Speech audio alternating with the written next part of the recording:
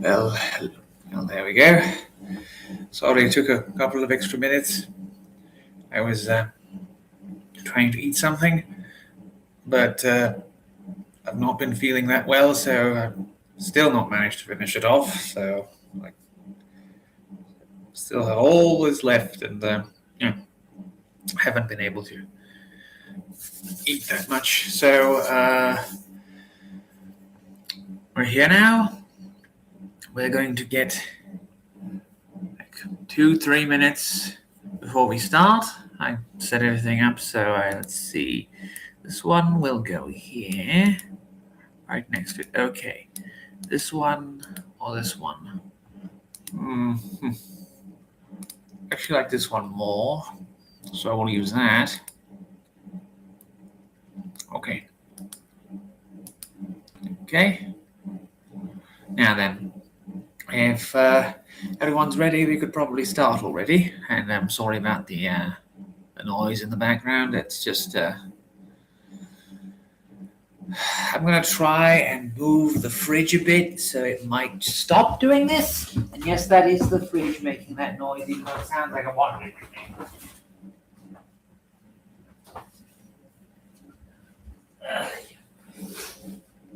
So holding it at the back.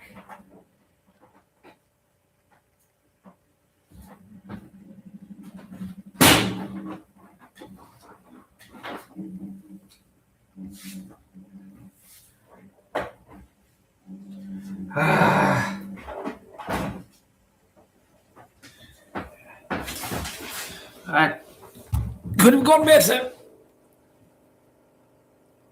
That's even worse.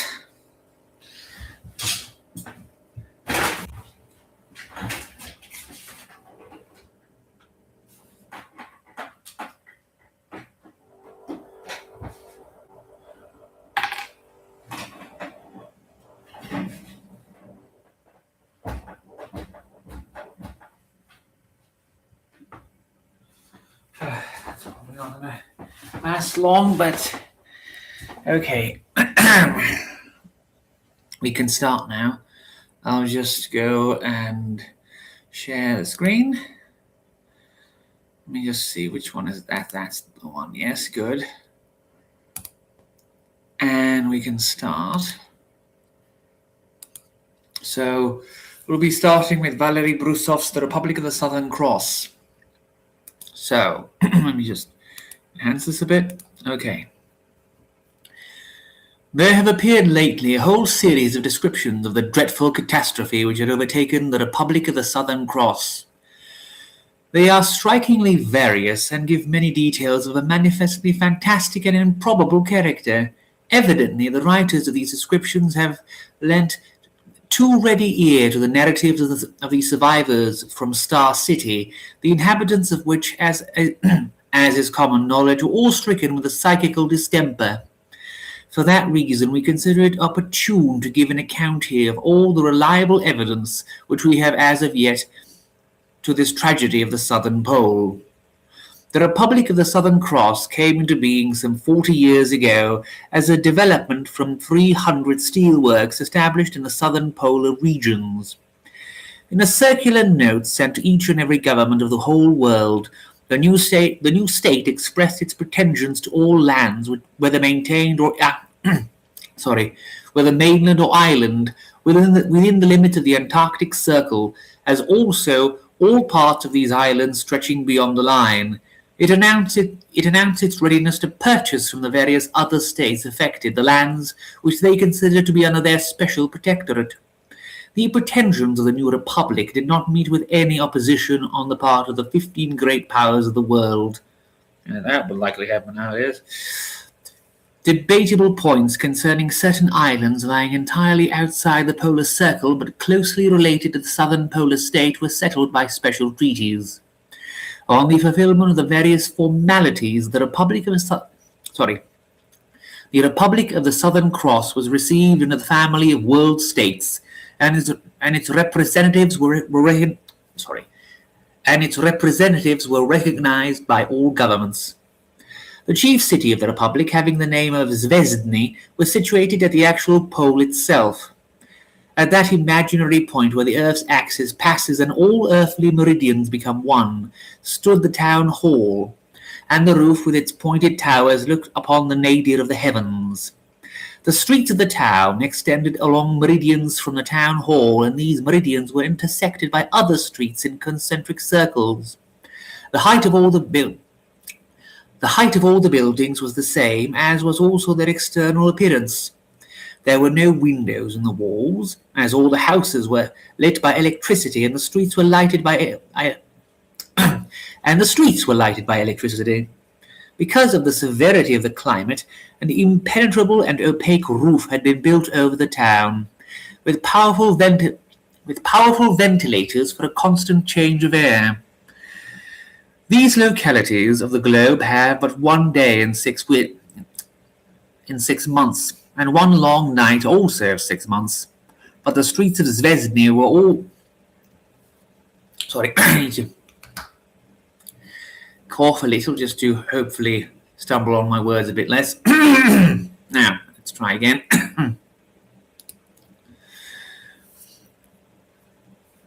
But the streets of Zvezny were always lighted by a bright and even light. In the same way, in all seasons of the year, the temperature of the streets was kept at one and the same height. According to the last census, the population of Zvezny had reached 2.5 millions. The whole of the remaining population of the Republic numbered 50 millions, were concentrated in the neighborhood of the ports and factories. These other points were also marked by the settlement of millions of people in towns which in external characteristics were reminiscent of Zvezny. Thanks to a clever application of electric power, the entrance to the local havens remained open all the year round. Overhead, electric railways connected the most populated parts of the Republic, and every day tens of thousands of people and millions of kilograms of material passed along these roads from one town to another. The interior of the country remained uninhabited.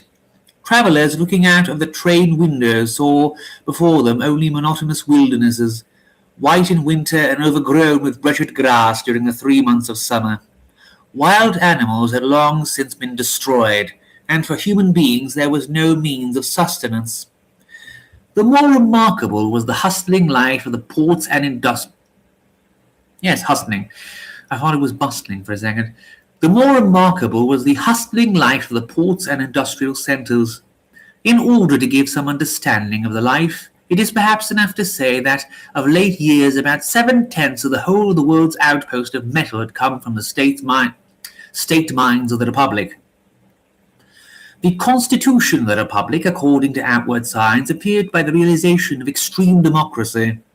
The only fully enfranchised citizens were the metal workers, who numbered about 60% of the whole population. The factories and mines were state property. The life of the miners was facilitated by all convenience and even with luxury. At their disposal, apart from magnificent accommodations and a recherche cuisine, were various educational institutions and means of amusement. Libraries, museums, theatres, concerts, halls for all types of sport, etc. The number of working hours in the day was small in the extreme. The training and teaching of children, the giving of medical and legal aid, and the ministry of the various religious cults were all taken upon itself by the state. Ample provision for all the needs and even the whims of the workmen of the state factories having been made, no wages whatsoever were paid. But families of citizens who had served 20 years in a factory, or who in their years of service had died or become enfeebled, received a handsome life pension on condition they did not leave the Republic. From the workmen, by universal ballot, the representatives of the law-making chamber of the Republic were elected, and this chamber had cognizance of all the questions of the political life of the country, being, however, without power to alter its fundamental laws. It must be said that this democratic exterior concealed the purely autocratic tyranny of the shareholders and directors of a former trust. Giving up to others the places of deputies in the chamber, they inevitably brought in their own candidates as directors of the factories. In the hands of the board of directors was concentrated the economic life of the country. The directors received all the orders and assignments from the directors received all the orders and assigned them to the various factories for fulfillment. They purchased the materials and the machines for the work. They managed the whole business of the factories. Through their hands passed immense sums of money to be reckoned in milliards. That is billions in common English. The law-making chamber only certified the entries of debits and credits in upkeep of the factories, the accounts being handed to it for that purpose, and the balance on those accounts greatly exceeded the whole budget of the Republic. The influence of the board of directors in the international relations of the Republic was immense. Its decision might ruin whole countries. The prices fixed by them determined the wages of millions of laboring masses over the whole earth. And moreover, the influence of the board, though indirect, was always decisive in the internal affairs of the Republic. The law-making chamber, in fact, appeared to be only the humble servant of the will of the board. For the preservation of power in its own hands, the board was obliged to regulate mercilessly the whole life of the country. Though appearing to have liberty, the life of the citizens was standardized even to the most minute details. The buildings of all the towns of the Republic were according to one and the same pattern fixed by law. The decoration of all buildings used by the workmen, though luxurious to a degree, was strictly uniform. All received exactly the same food at exactly the same time. The clothes given out from the government stores were unchanging, and in the course of tens of years wore one and the same cut. At a signal from the town hall at a definite hour, it was forbidden to go out of the houses. The whole press of the country was subject to a sharp censorship. No articles directed against the dictatorship of the board were allowed to see light. But as a matter of fact, the whole country was so convinced of the benefit of this dictatorship that the compositors themselves would have refused to set the type of articles criticizing the board. The factories were full of the board's spies. At the slightest manifestation of discontent with the board, the spies hastened to arrange meetings and dissuade the doubters with passionate speeches. The fact that the life of the workmen of the Republic was the object of the envy of the entire world was of course a disarming argument. It is said that in cases of continued agitation by certain individuals, the board did not hesitate to revert to political murder. In any case, during the whole existence of the Republic, the universal ballot of the citizens never brought to power one representative who was hostile to the directors. The population of Zvezdny was composed chiefly of workmen who had served their time. They were, so to speak, government shareholders. The means which they received from the state allowed them to live richly. It is not astonishing, therefore, that Zvezdny was reckoned one of the gayest cities of the world. For various entrepreneurs and entertainers, it was a gold mine. The celebrities of the world brought hither their talents. Here were the best operas, best concerts, best exhibitions. Here were brought out the best-informed gazettes. The shops of Zvezdny, managed by the richness of their choices of The shops of Zvezdny, amazed by the richness of their choice of goods. The restaurants by the luxury and the delicacy of their service.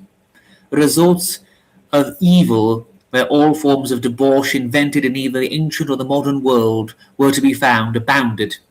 However, the governmental regulation of life was preserved in Zvezdny also. It is true that the decorations of lodgings and the fashions of dress were not compulsorily determined, but the law forbidding the exit from the house after a certain hour remained in force. A strict censorship of the press was maintained, and many spies were kept by the board. Order was officially maintained by the popular police, but at the same time there existed the secret police of the all-cognizant board. Such was in the general character the system of life in the Republic of the Southern Cross and in its capital. The problem of the future historian will be to determine how much the system was responsible for the outbreak and spread of that fatal disease which brought to destruction the town of Zvezdny, and with it perhaps the whole young Republic. The first case of the disease of contradiction was observed by the Republic some 20 years ago. It had then the character of a rare and sporadic malady. Nevertheless, the local mental expert was much interested by it and gave a circumstantial account of the symptoms at the at the International Medical Congress at Lhasa, where several reports of it were read. Later it was somehow rather forgotten, though in the mental hospitals of Zvezny there never was any difficulty in finding examples. The disease received its name from the fact that the victims continuously contradicted their wishes by their actions, wishing one thing but saying and doing another. The scientific name of the disease is mania contradicens. It begins with fairly feeble symptoms, generally those of characteristic aphasia. The stricken, instead of saying yes, say no. Wishing to say caressing words, they splutter abuse, etc. The majority also begin to contradict themselves in their behavior. Intending to go to the left, they turn to the right. Thinking to raise the brim of a hat so as to see better, they would pull it down over their eyes instead, and so on. As the disease develops, contradiction overtakes the whole of the bodily and spiritual life of the patient, exhibiting infinite diversity comfortable with the idiosyncrasies of each. Conformable, not comfortable. In general, the speech of the patient becomes unintelligible and his actions absurd. The normality of the physiological function of the organism is disturbed.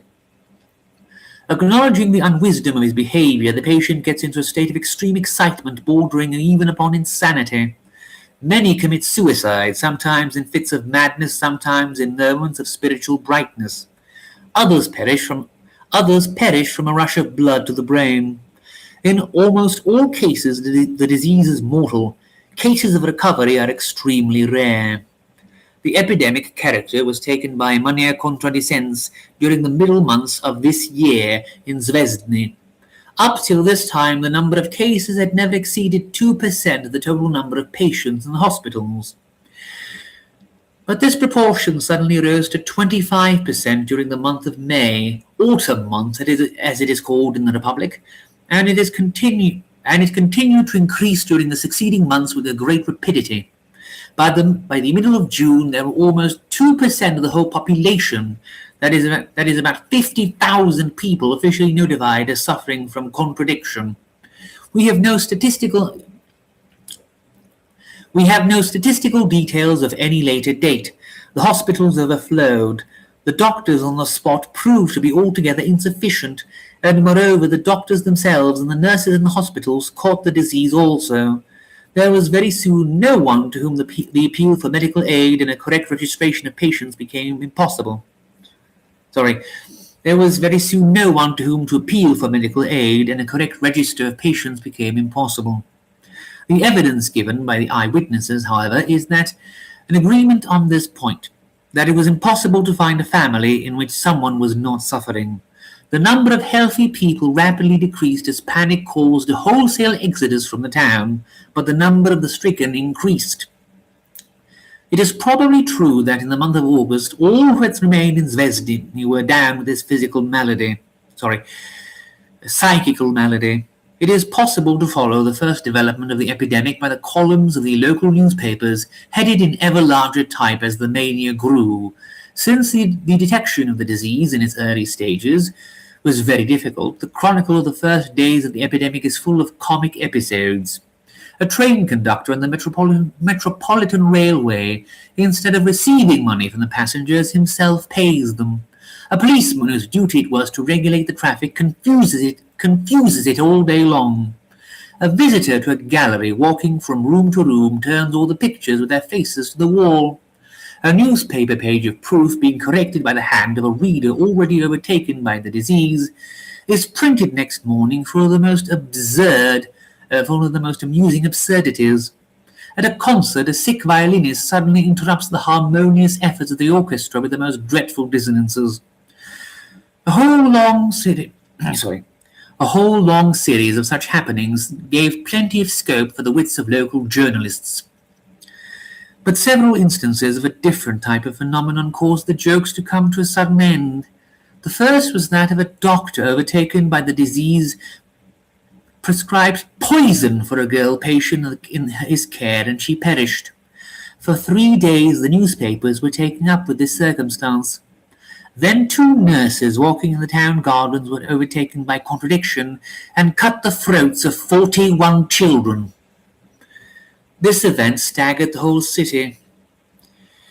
But on the evening of the same day, 2 victims fired the mitrailleuse from their quarters of the town militia and killed and injured some 500 people. At that, the newspapers and the society of the town cried for prompt measures against the epidemic. At a special session of the combined board and legal chamber, it was decided to invite doctors from other towns and from abroad to enlarge the existing hospitals, to build new ones, and to construct everywhere isolation barracks for the sufferers, to print and distribute 500,000 copies of a brochure on the disease, its symptoms and means of cure, to organize on all the streets of the town a special patrol of doctors and their helpers for the giving of first aid to those who had not been removed from the private lodgings. It was also decided to run special trains daily on all the railways for the removal of the patients, as the doctors were of the opinion that change of air was one of the best remedies. Similar measures were undertaken at the same time by various associations, societies, and clubs. A society for struggle with the epidemic was founded, and the members gave themselves to the work with remarkable self-devotion. But in spite of all these measures, the epidemic gained ground each day, taking in its course old men and little children, working people and resting people, chaste and debauched. And soon the whole of society was enveloped in the unconquerable elemental terror of the unheard-of calamity. The flight from Zvezdny commenced. At first only a few fled, and these were prominent dignitaries, directors, members of the legal chamber and of the board, who hastened to send their families to the southern cities of Australia and Patagonia. Following them, the accidental elements of the population fled, those foreigners gladly sojourning on the gayest city of the southern hemisphere, theatrical artists, various business agents, women of light behaviour. When the epidemic showed no signs of abating, the shopkeepers fled. They hurriedly sold off their goods and left their empty premises to the will of fate. With them went the bankers, the owners of theatres and restaurants, the editors and the publishers. At last even the established inhabitants were moved to go. According to law, the exit of workmen from the Republic without special sanction from the government was forbidden on pain of loss of pension. Deserters began to increase. The employees of the town institutions fled, the militia fled, the hospital nurses fled, the chemists, the doctors. The desire to flee became in its turn a mania. Everyone fled who could. The stations of the electric railway were crushed with immense crowds. Tickets were bought for huge sums of money and only held by fighting. For a place in a dirigible which took only 10 passengers, one paid a whole fortune. At the moment of the going out of trains, new people would break into the compartments and take up places which they would not relinquish except by compulsion. Crowds stopped the trains which had been fitted up exclusively for patients, dragged the latter out of the carriages, and compelled the engine drivers to go on. From the end of May, train service, except between the capital and ports, ceased to work. From Zvezdny the trains went out overfull, passengers standing on the steps and in the corridors, even daring to cling on outside, despite the fact that with the speed of contemporary electric railways any person doing such a thing risks suffocation. The steamship companies of Australia, South America and South Africa grew inordinately rich, transporting the refugees of the Republic to other lands. The 2 southern companies of dirigibles were no less prosperous, accomplishing as they did 10 journeys a day and bringing away from Zvezdny the last belated millionaires. On the other hand, trains arrived at Zvezdny almost empty, for no wages was it possible to persuade people to work at the capital. Only now and again eccentric tourists and seekers of new sensations arrived at the towns. Eccentric tourists and seekers of new sensations arrived at the towns. It is reckoned that from the beginning of the exodus to the 22nd of June, when the regular service of trains ceased, there passed out of Zvezdny by the 6 railroads some 1.5 million people, that is almost 2/3 of the whole population. By his enterprise, valor, and strength of will, one man earned for himself eternal fame, and that was the president of the board, Horace Deville. At the special session of the 5th of June, Deville was elected both by the board and by the legal chamber dictator over the town, and was given the title of Nachalnik.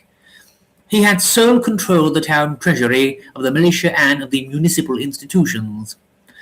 At that time it was decided to remove from Zvezny to a northern part the government of the Republic and the archives.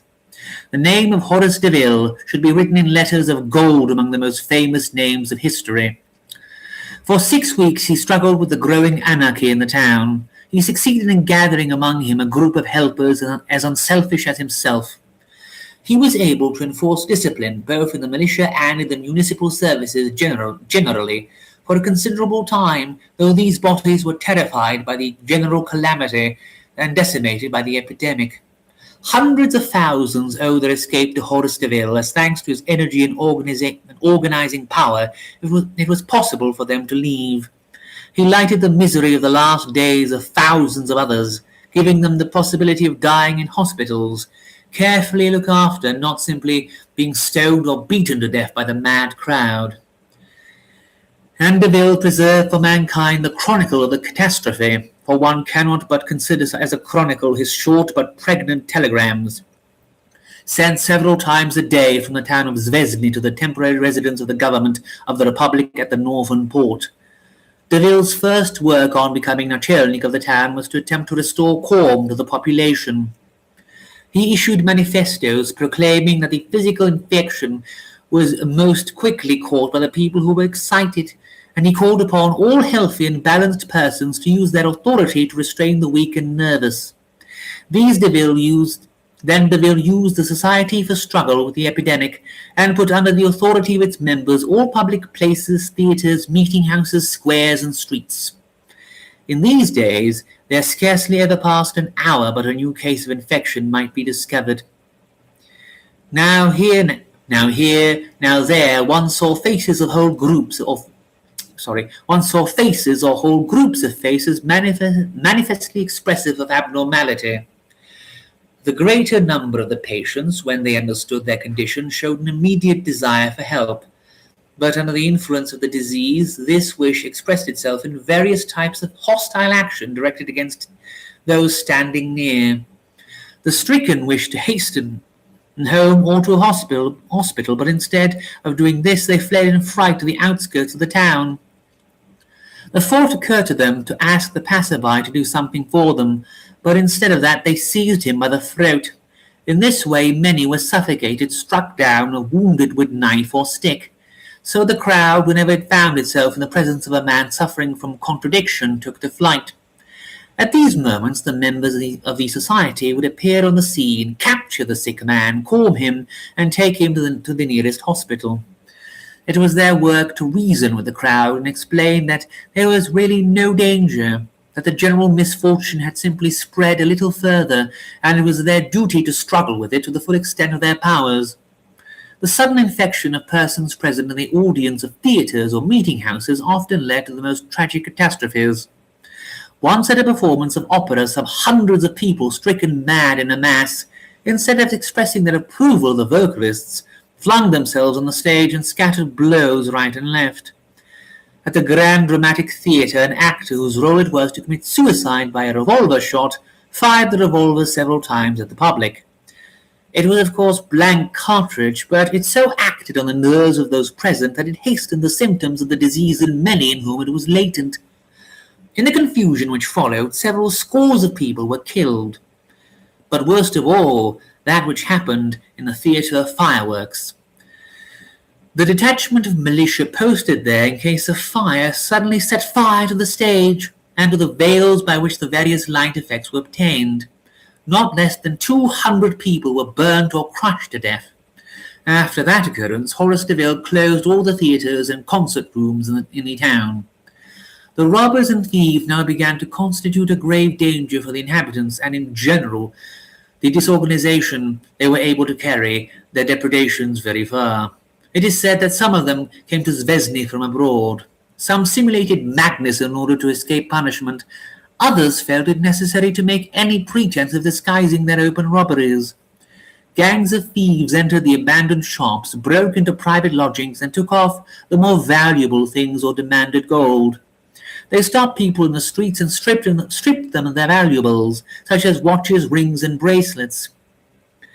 And there accompanied the robberies outrage of every kind, even of the most disgusting. The Nachalnik sent companies of militia to hunt down the criminals, but they did not dare to join in open conflict. There were dreadful moments when among the militia or among the robbers would suddenly appear a case of the disease, and friend would turn his weapon against friend. At first, the Nachalnik banished from the town the robbers who fell under arrest. But those who had charge of the prison trains liberated them in order to take their places. Then the Nachalnik was obliged to condemn the criminals to death. So almost after 3 centuries' break, capital punishment was introduced once more on the earth. In June, a general scarcity of the indispensable articles of food and medicine began to make itself felt. The import by rail diminished. Manufacture within the town practically ceased.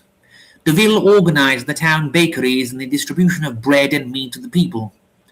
In the town itself, the same common tables were set up as had long since been established in the factories, but it was not possible to find sufficient people for kitchen and service.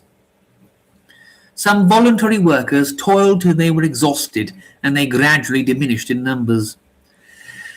The town crematoriums flamed all day, but the number of corpses did not decrease but increased. They began to find bodies in the streets and left in houses. The municipal business, such as telegrams, telephone, electric light, water supply, sanitation, and the rest were worked by fewer and fewer people. It is astonishing how much de Ville succeeded in doing. He looked after everything and everyone.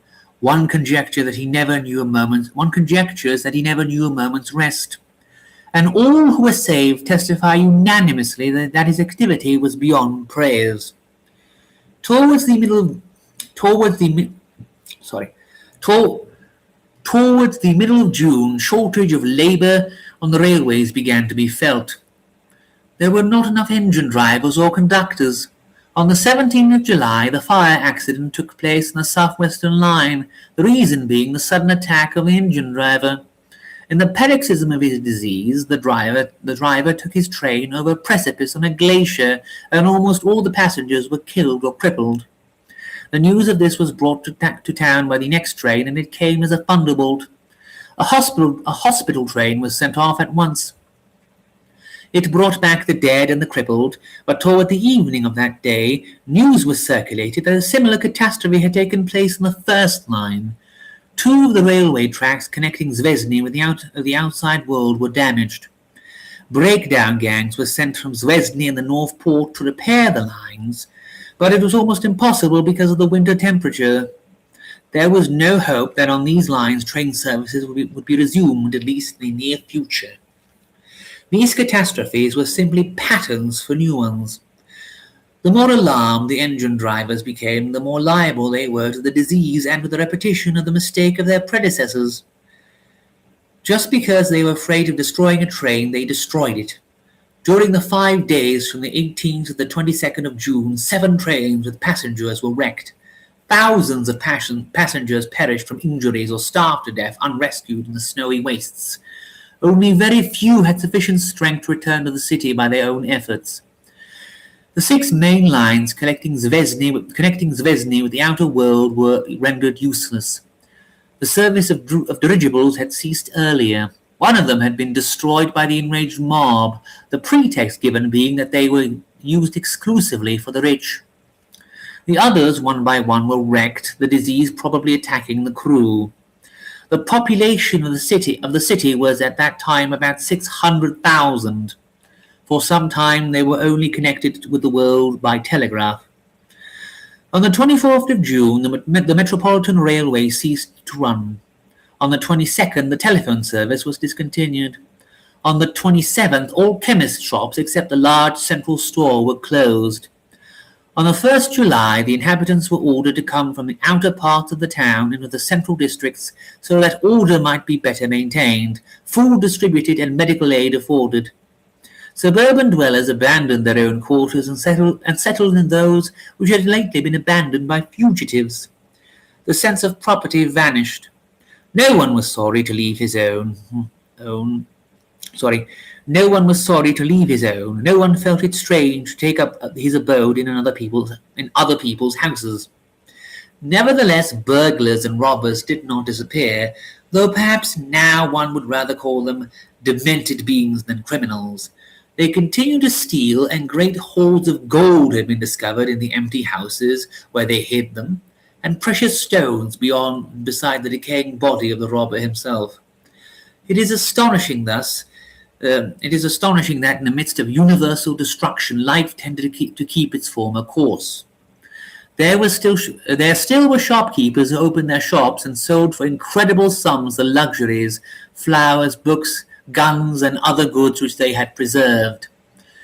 Purchasers threw down their unnecessary gold ungrudgingly, and miserly merchants hid it God knows why. There still existed secret resorts with cards, women, and wine, where the unfortunates sought refuge and tried to forget dreadful reality. There the whole mingled with the diseased, and there is no chronicle of the scenes which took place. 2 or 3 newspapers still tried to preserve the significance of the written word in the midst of desolation. Copies of these newspapers are being sold now at 10 or 20 times their original value, and will undoubtedly become bibliographical rarities of the first degree. In their columns is reflected the horrors of the unfortunate town, described in the midst of the reigning madness and set by half-mad compositors.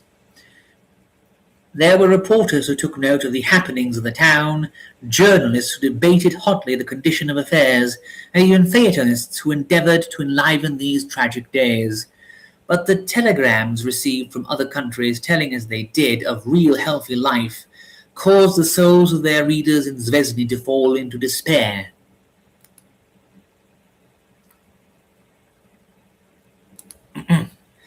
There were desperate attempts to escape. At the beginning of July, an immense crowd of women and children, led by a certain John Dew, decided to set out on foot for the nearest inhabited place, London town. Deville understood the madness of this attempt, but could not stop the people, and himself supplied them with warm clothing and provisions. This whole crowd of about 2,000 people were lost in the snow and in the continuous polar night. A certain Whiting started to preach a more heroic remedy. This was to kill all who were suffering from the disease, and he held that after that the epidemic would cease. He found a considerable number of adherents, though in those dark days the wildest, most inhuman proposals, which in any way promised deliverance, would have obtained attention. Whiting and his friends broke into every house in the town and destroyed whatever sick they found. They massacred the patients in the hospitals. They even killed those suspected to be unwell. Robbers and madmen joined themselves to these bands of ideal murderers. The whole town became their arena. In these difficult days, Horace Deville organized his fellow workers into a military force, encouraged them with his spirit, and set out to fight the followers of Whiting. This affair lasted several days. Hundreds of men fell on one side or the other, till at last Whiting himself was taken. He appeared to be in the last stages of mania contradicens, and had to be taken to the hospital, where he soon perished instead of on the scaffold. On the 8th of July, one of the worst things happened. The controller of the central power station smashed all the machinery. The electric light failed, and the whole city was plunged in absolute darkness. As there was no other means of lighting and warming the city, the people were left in a helpless plight. Deville had, however, foreseen such an eventuality, and had accumulated a considerable quantity of torches and fuel. Bonfires were lighted in all the streets. Torches were distributed in thousands. But these miserable lights could not illuminate the gigantic perspectives of the city of Zvezny, the tens of kilometers of straight-line hallways, the gloomy height of 13-story buildings. With the darkness, the last discipline of the city was lost. Terror and madness finally possessed all souls. The healthy could not be distinguished from the sick. There commenced a dreadful orgy of the despairing. The moral sense of the people declined with astonishing rapidity. Culture slipped from all these people with a delicate bark, and revealed man wild and naked, the man beast as he was. All sense of right was lost, force alone was acknowledged. For women the only law became that of desire and indulgence. The most virtuous matrons behaved as the most abandoned, with no continence or fate, and used the vile language of the tavern. Young girls ran about the streets demented and unchaste. Drunkards made feasts in ruined cellars, nor in any way distressed that amongst the bottles lay unburied corpses. All this was constantly aggravated by the breaking out of the disease afresh. All this was constantly aggravated by the breaking out of the disease afresh. Sad was the position of children abandoned by their parents to the will of fate.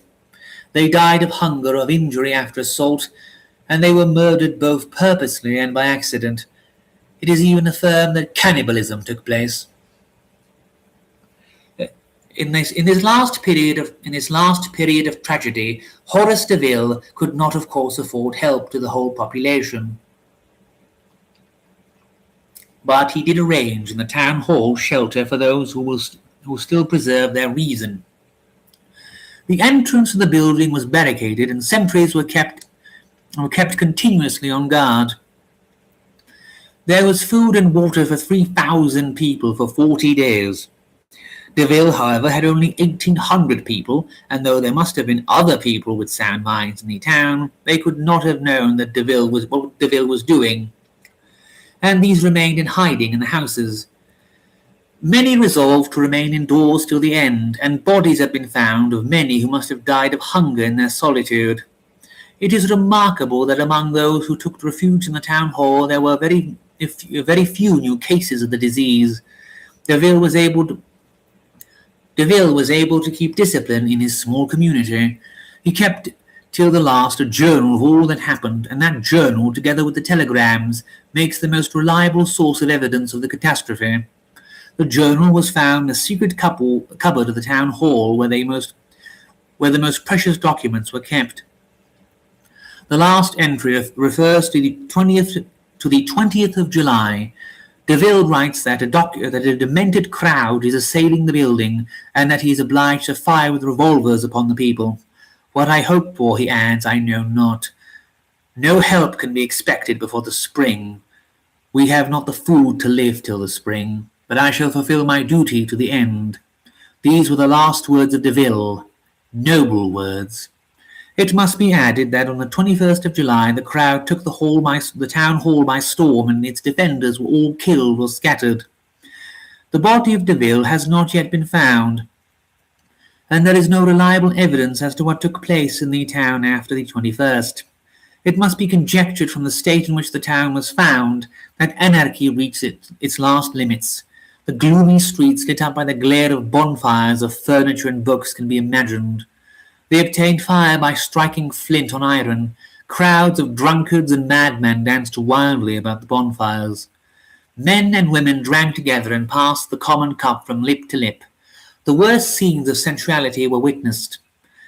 Some sort of dark atavistic sense enlivened the souls of these townsmen, and half-naked, unwashed, unkempt, they danced the dances of their remote ancestors, the contemporaries of the cave bears, and they sang the same wild songs as did the hordes when they fell with stone axes upon the mammoth.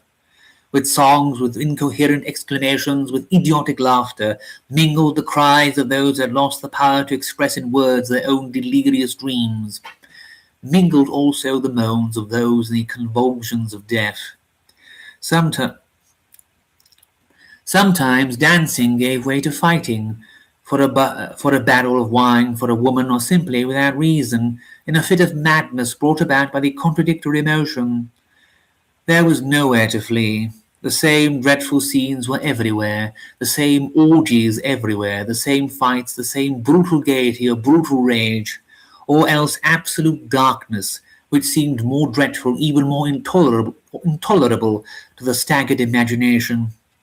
Zvezny became an immense black box in which were some thousands of man-resembling beings, abandoned in the foul air from hundreds of thousands of dead bodies, where amongst the living was not one who understood his own position. This was the city of the senseless, the gigantic madhouse, the greatest and most disgusting bedlam which the world had ever seen. And the madman destroyed one another, stabbed or strangled one another, died of madness, died of terror, died of hunger, and of all the diseases which reigned in the infected air. It goes without saying that the government of the Republic did not remain indifferent to the great calamity which had overtaken the capital. But it very soon became clear that no help whatever could be given. No doctors, nurses, officers, or workmen of any kind would agree to go to Zvezny. After the breakdown of the railway service and of the airships, it was, of course, impossible to get there. The climatic conditions being too great an obstacle. Moreover, the attention of the government was soon absorbed by the diseases appearing in other towns of the Republic. In some of these it threatened to take on the same epidemic character, and a social panic set in that was akin to what happened in Zvezny itself. A wholesale exodus from the more populated parts of the Republic commenced. The work in all the mines came to a standstill, and the entire industrial life of the country faded away.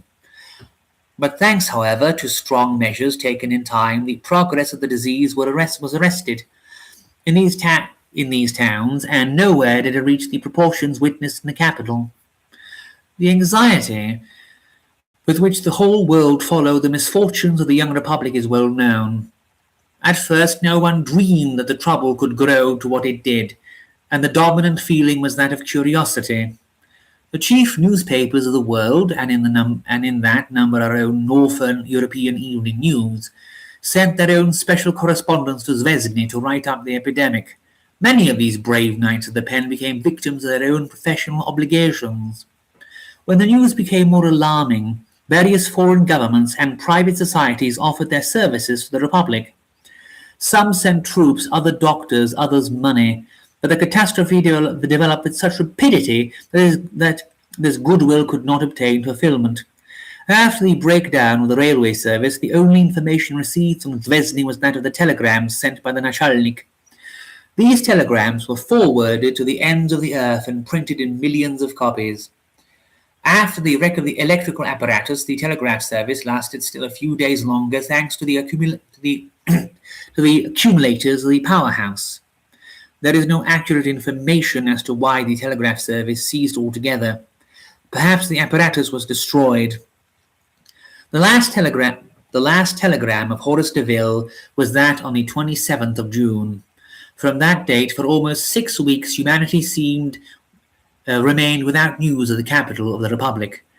During July, several attempts were made to reach Zvezny by air. Several new airships and aeroplanes were received by the Republic, but for a long time all efforts to reach the city failed. At last, however, the aeronaut Thomas Billy succeeded in flying to the unhappy town. He picked up from the road of the town 2 people in an extreme state of hunger and mental collapse. Looking through the ventilators, Billy saw that the streets were plunged in absolute darkness, but he heard wild cries and understood that there were still living human beings in the town. Billy, however, did not dare to let himself down into the town itself. Toward the end of August, one line on the electric railway was put in order as far as the station Lissis, 105 kilometers from the town. A detachment of well-armed men passed into the town, bearing food and medical first aid, entering by the northwestern gates.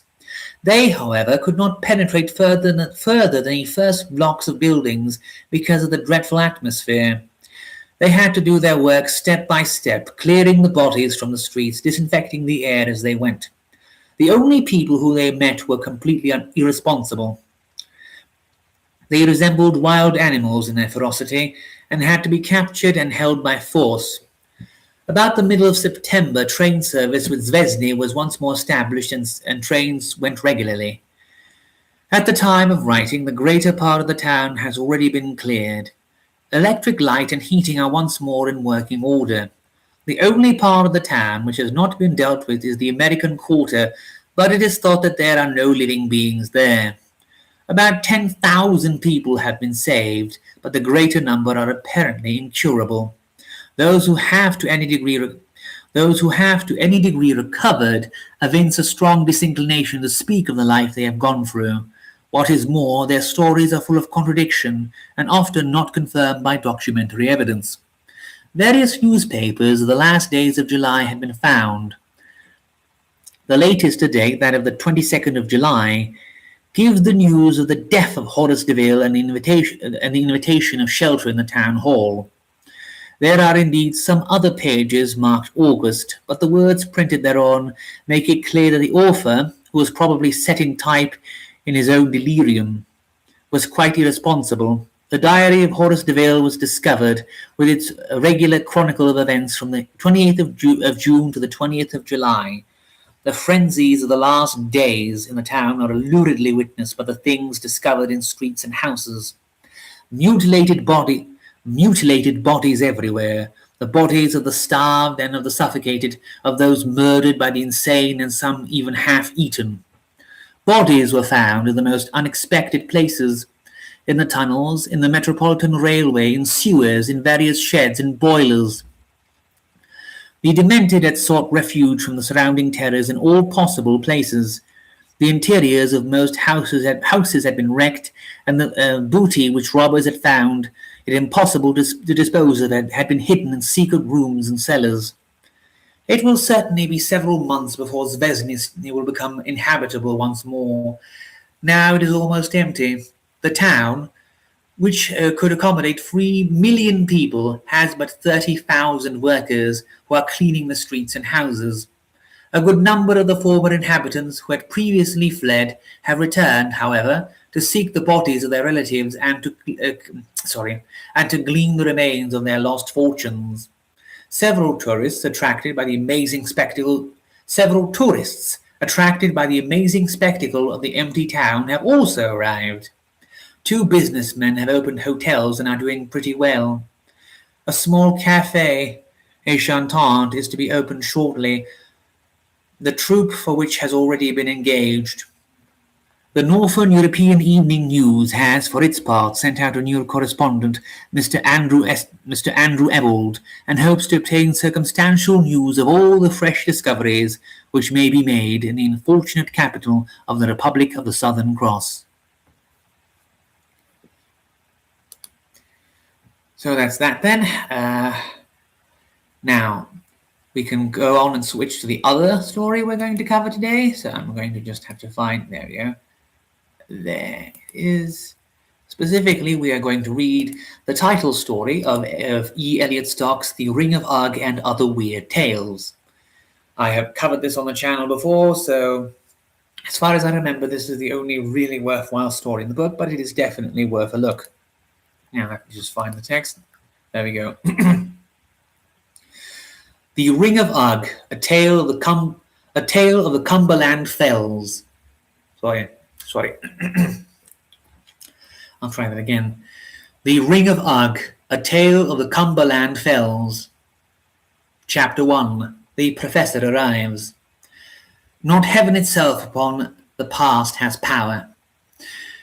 Edward had just finished stretching a gnarled alpine rope between a couple of saplings by the inner door, after particularly wet but successful days climbing on the Scafell Crags with 2 other men, and was in the act of lighting that pernicious thing, a pre-dinner pipe, when old Professor Pendry advanced haltingly into the vineyard. Something unusual in the old man's expression and jaded appearance gave the younger man instant pause. Why, Professor, you look as though you had seen Why, Professor, you look as though you had been chased by a ghost.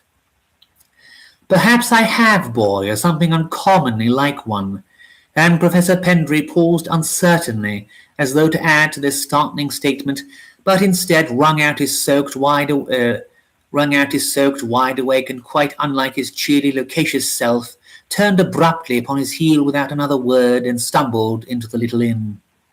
Like a good many other young men, Edward concerned himself but little with the affairs of others unless these entered his own particular field of sport. But here was something so decidedly out of common order of things that it checked the pipe at his mouth and drew him quickly to the old man's wake.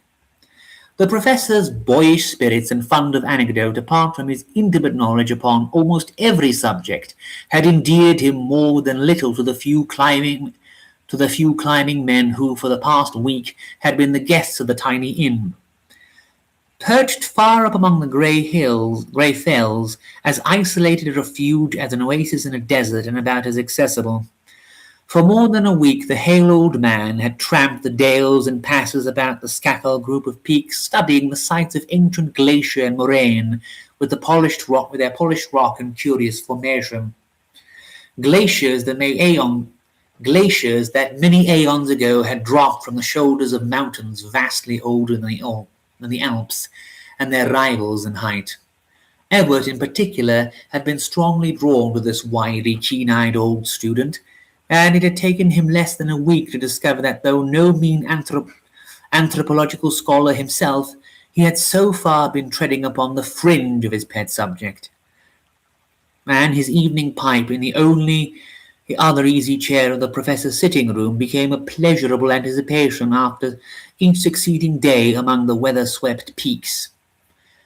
At the head of the narrow stairs, Edward paused uncertainly. The professor was just ahead of him, walking the long passage between the bedroom doors with his head sunk between his shoulders as though utterly worn out. A moment more and he had turned and closed his door quietly behind him. For a minute the younger man debated with himself upon what he had seen and heard. To follow and question further, however well meant, might smack of curiosity, and Edward's innate sense of delicacy fought against his natural wish to be of help where help was evidently needed. The professor had certainly received a shock of some sort, and a pretty bad one to so reduce his natural vitality. That softly closed door seemed, however, a final bar to sympathy, and Edward reluctantly left the problem to change his soaked and ragged climbing kit for more presentable attire.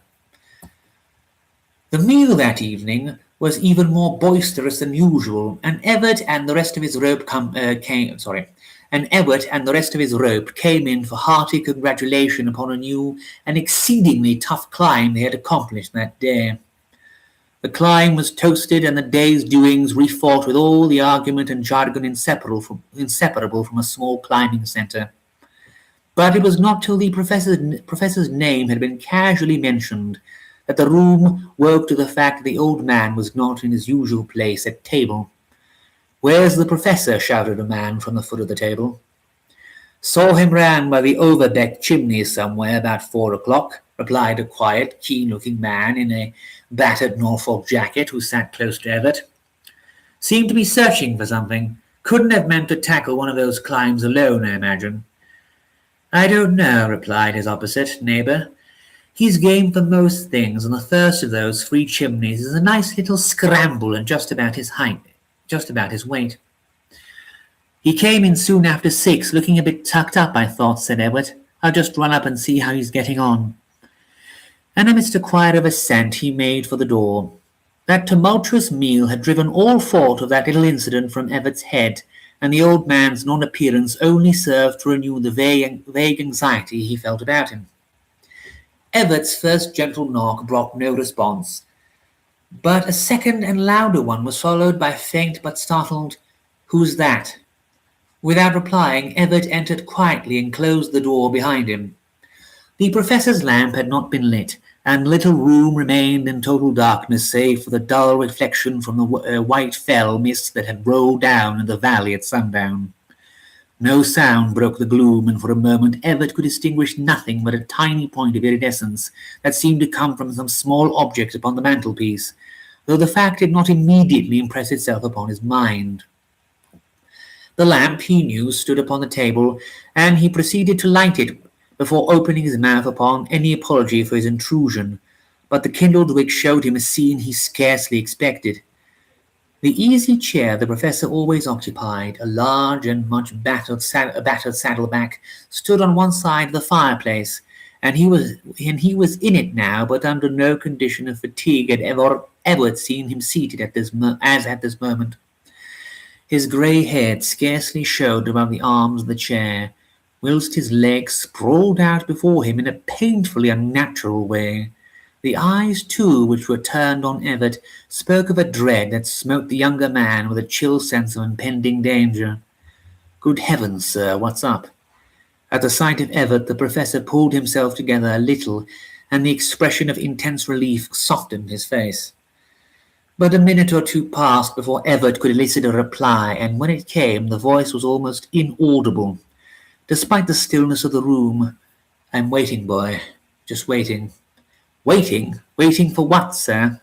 "I scarcely know, but I've today been witness of that which should have no place in this world."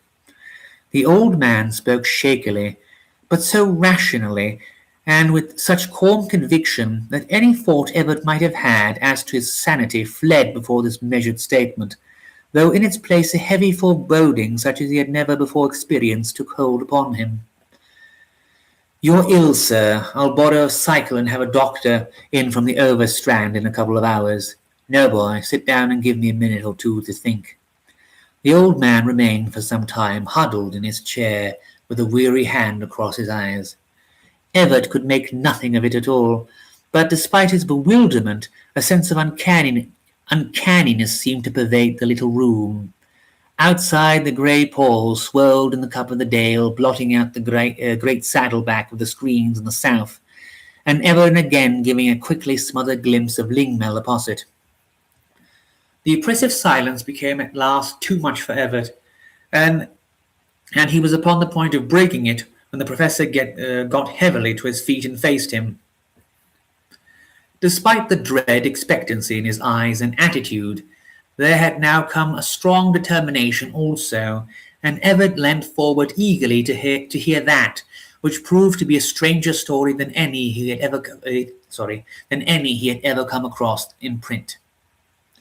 "Please turn down the lamp," the professor asked in a quiet voice, and Everett promptly lowered the wick till only the feeblest glimmer remained. "Now tell me whether you see anything unusual in this room." And Everett became at once conscious of the same tiny dull glow that had caught his eye on entering. "There's something there on the mantelpiece I can't quite make out, sir," he said, and crossed to the hearthrug to investigate. But the professor was there before him, with an arm outstretched. "For God's sake, don't touch it," he exclaimed quickly, and pushed the young man violently away.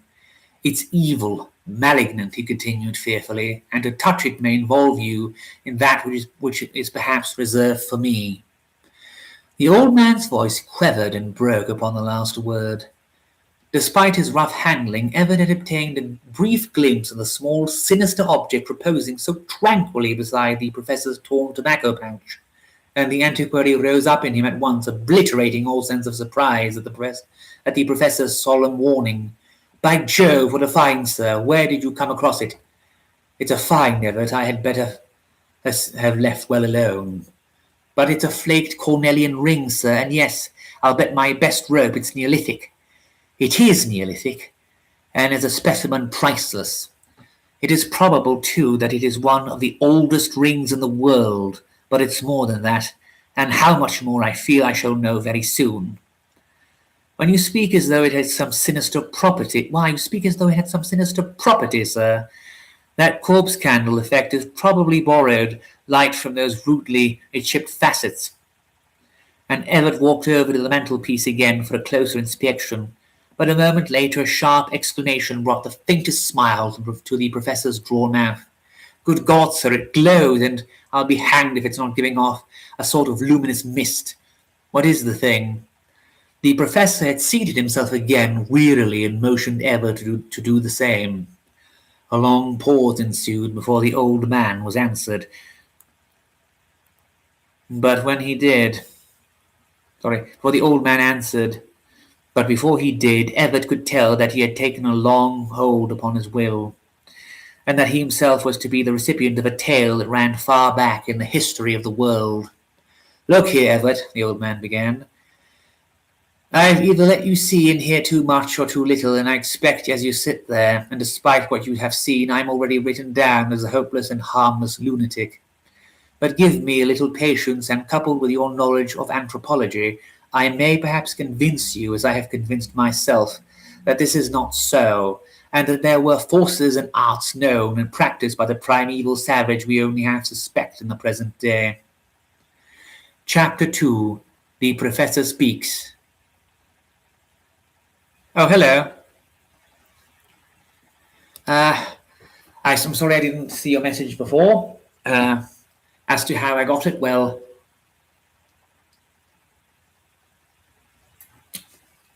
we have our ways.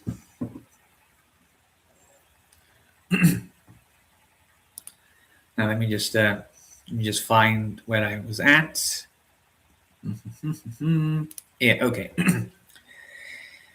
Everett's protests were waved aside with a tired gesture, and the professor continued, 4 years ago I was upon a walking tour in Yorkshire, exploring the dales for prehistoric remains, and with some success.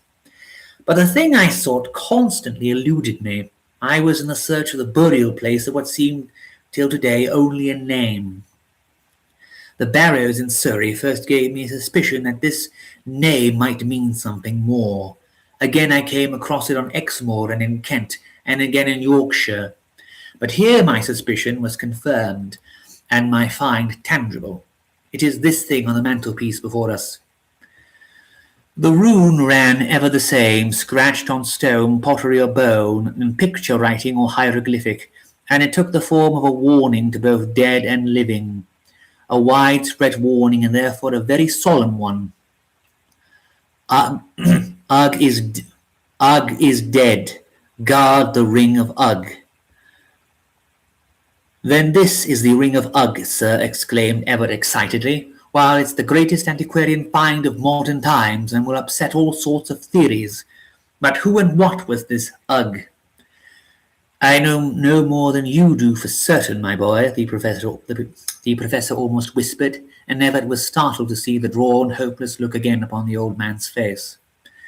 Nearly everything about those remote periods is guesswork. But I have a theory that would seem to upset some of our cherished beliefs, and which, if correct, means death to the possessor of that ring.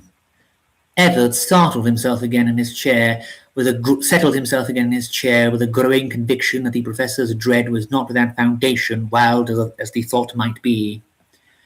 Despite the terrible nerve tension, the old man suffered, but he continued slowly and quietly. It was, as I have already said, in Yorkshire, in the valley of the Wharfe, that I came at last upon a tangible clue to the riddle.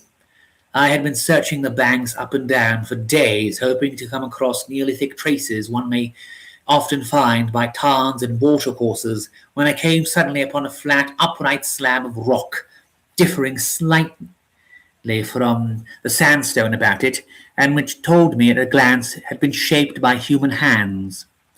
A closer inspection showed it to be a burial place, much after the type of the dolmen found in Eastern Europe, though the dolmen's chief feature, the hole bored for the spirit's egress, was absent. But in its place I discovered a still more curious thing.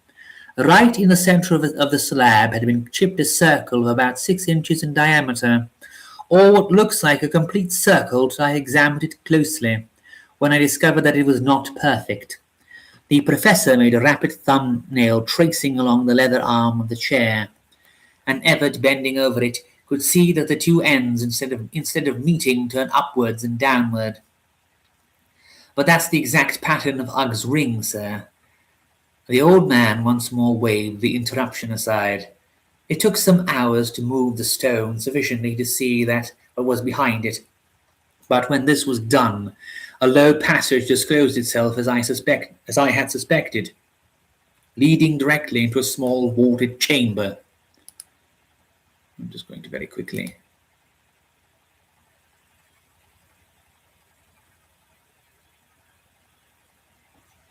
Oh. Okay. Yes, sorry, I just saw your message on Discord. This was a bit... Okay. Let me just continue. Chamber. I wormed my way in it with some difficulty, and was surprised to find that, though perfectly dry, there were no remains of the bones, celts, arrowheads. These burial places often yield such a rich harvest in, but a further search showed me that I was wrong. At the farther end of the little vault I discovered a niche, and in the niche a coarse piece of pottery. The light was of course dim, but I could see sufficiently well to tell at once that this squat, pear-shaped vase dated from the Bronze Age. The find was naturally an important one, but despite my excitement I was considerably puzzled. Nowhere near this place had I seen just such another prehistoric burial place. To begin with, it was less than half the length of the usual pattern of barrow chamber, and if a burial place, and undisturbed as it palpably was, where were the remains? Its complete isolation, too, from any vestige of similar barrows was most unusual. I think I must have sat for fully an hour nursing my find in the gloom of that aeon-old temple, trying to find an answer to the riddle which the obvious course, as it often does, came like a flash. Examine the vase. The first open-air glance I got at my trove gave me a distinct shock. Round the base ran the same broken ringed symbol, whilst upon it its great circumference was scratched a complete little narrative in picture writing. Inside the vase I found the evil thing now lying on the mantelpiece. It is this ring and this narrative that have brought me among the Cumberland Fells and perhaps to the end of my journey. Everett had listened to this point in impatient silence, but he now broke out in an excited string of questions. 4 years ago, sir, but surely you've never mentioned this find? I don't remember hearing of it, and I thought I knew every— My dear boy, hear me out, and perhaps I may convince you that all this is not mere fiction. The drawing, or rather the scratching, was naturally of the rudest description, but it was possible to tell at once that it had to do with a funeral rite, and that the corpse was of more than ordinary stature, or else that of a very important person, for it was depicted as twice the size of the priests and the bodies of those sacrificed to bear the spirit company in the underworld. But what struck me most and set me thinking deeply was the crude background of high mountains and running water. Now, split water has from time immemorial, as you know, been a rite by which to prevent the return of a spirit from the upper world. The mountain, however, floored me until I found scratched at the base of one of them a tiny replica of this circular symbol, when I knew, without the proof I now hold, that I had come upon the record of the death and burial of Ugg, that mystic name recurring so wildly and with such sinister meaning even in the Bronze Age, evidently a name of black dread to every man and woman in those dark days, and with which this ring is always coupled. Who or what Ugg was we cannot tell, but it is evident that he wielded great power of an evil kind, either as a chief or priest, and that at death his body was buried among the mountains far from the living, and wildly separated from the ring, which seems to have yielded him some occult power. Sort of black magic, I suppose, sir, interrupted Everett in an awed tone. It is thought that something of the sort was practiced in the later Stone Age. Black magic, occult science, or whatever people choose to call it, the professor replied. A power that carried with it a fiendish cruelty that would put in the shade anything we read of in the medieval days, as the few shreds of evidence we have testify. In any case, I have unwittingly meddled with his power today, and this ring is the key. A power for evil held by some means helpless for untold ages must bring upon the human who tampers with it a heavy penalty. The professor's recital had brought Everett to the mantelpiece again, and he stood over this sinister little object, puzzled and fascinated. The weird glow was as potent as ever, and he felt intuitively that it could not possibly be the result of human agency.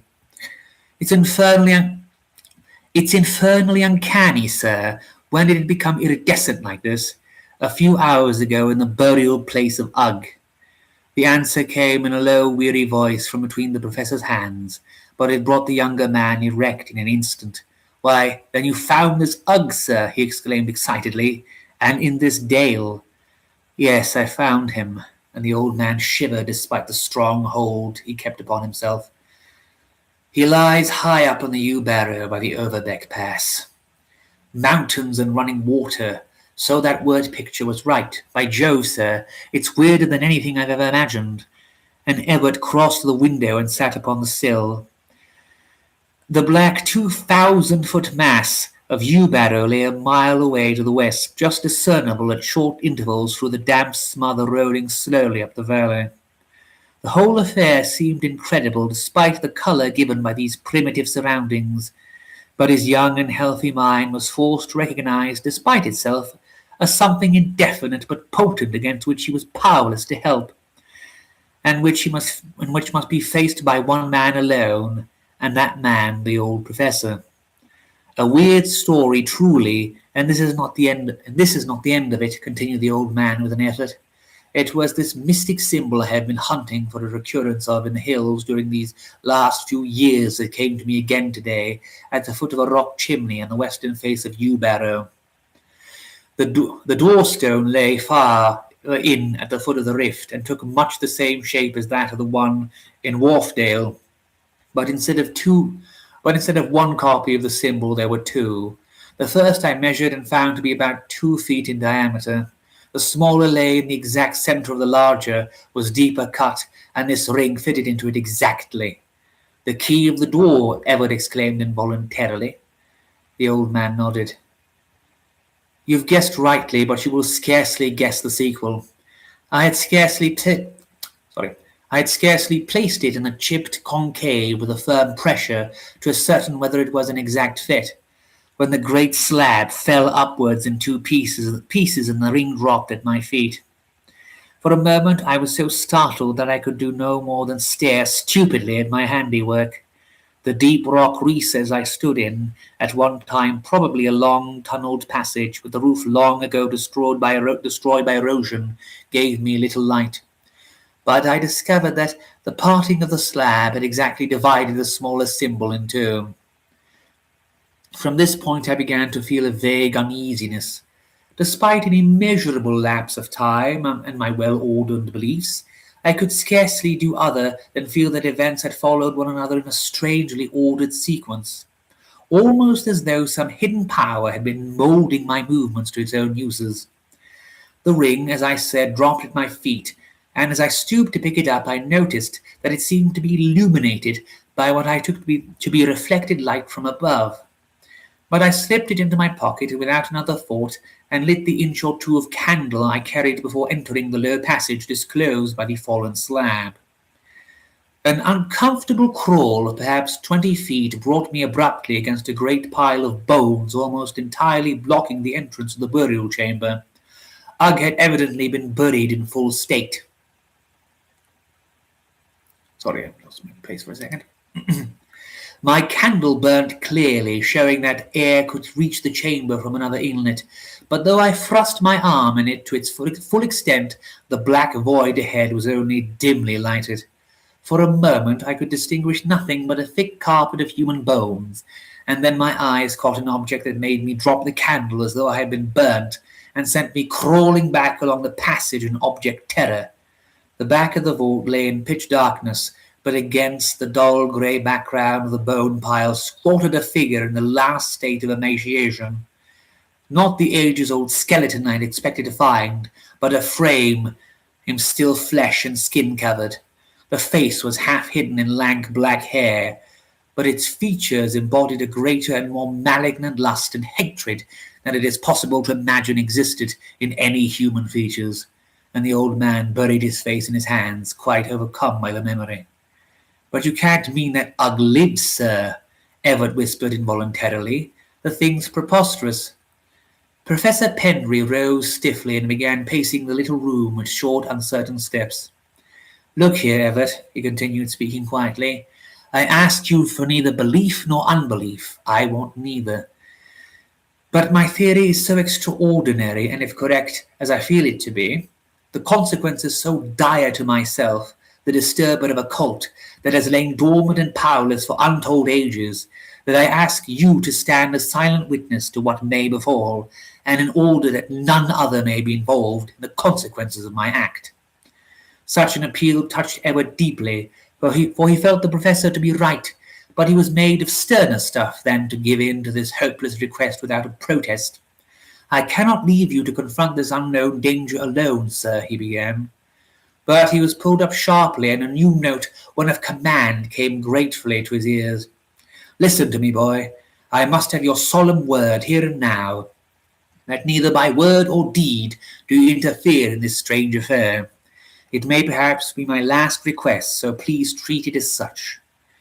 Put in such a manner, Everett had no option but to give his reluctant consent, and the professor resumed in his former quiet voice. "This being, I am convinced as that there is a hereafter, is not dead. At least not dead in the sense in which we understand the term. Perhaps you remember the appeal of Patroclus to Achilles, 'Bury me with all speed, that I may pass the gates of Hades.' This belief in the middle world is apparent in far more ancient days, and it is equally clear to me that this Ugg, wielding a malevolent power, met at the state we know as death, a greater power, which refused his entry to the underworld, forcing the soul to wander lost and harmless for an indefinite period in a sort of abyss of Abaddon.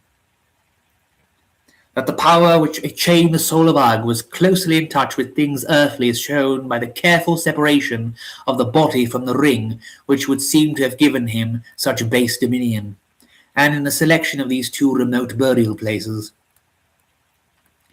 It means, then, that the door had been opened. What? Everett exclaimed. What will be the end of it, sir?" The old man crossed to the window and laid both hands on Everett's shoulders. "Heaven alone knows," he answered very quietly, "but this I know.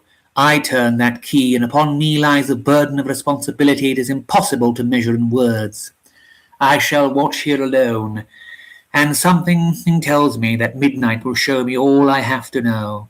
If that happens, which I suspect, I shall break this ring, whatever the consequences may be, and so, as I believe, any possibility of its owner's chance of further life in this world." "For heaven's sake, let me," Everett began, but the old man's grip on his shoulders tightened. "That's the whole of my story as far as I can tell it, but I shall read the sequel during the next few hours. It's now just 11, so you must go and go quickly. But be assured of this, I shall read the sequel alone." And before Everett could define his intention or make further protest, the old man had led him to the door and pushed him gently outside and closed it behind him. Chapter 3. The Professor Departs. Out upon the landing, Everett stood for some time, trying to collect his thoughts. He felt as though he were standing in space, whilst the door behind became a tangible barrier between himself and the ancient world in which he had been living. A few belated revellers still occupied the billiard room, and laughter and the clink of the balls came up from below, striking a discord he felt he must get away from at any cost. The hall lay in darkness, but he kicked his way through the riffraff of greased boots and climbing rope, and out into the night and the circling shadow of the fells for freer air and time to think. A rain-laden wind blew up the dale, lifting the mist in a great grey reefs about the ghostly shadows of the peaks. Dumb witnesses of this grim piece of history enacted in the very womb of time. Out of the open, the rain beating against his face.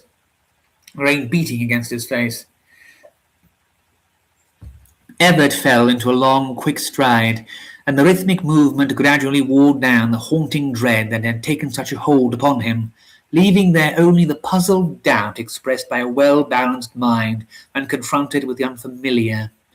2 hours later he crossed the Inniad again, soaked through and worn out, but in no mood for the occult. His forgotten alpine rope still remained stretched taut between the trees, and careful as are all climbers whose lives may depend upon their equipment, he proceeded to unlash it. But he had scarcely loosened the first knot when he started erect and the breath was caught in his throat.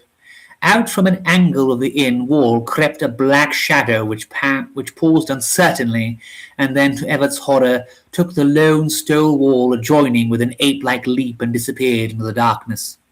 The whole affair had scarcely taken 10 seconds in accomplishment, but these few seconds had succeeded in bringing back all the latent dread of the unknown Everett had felt so short a while ago.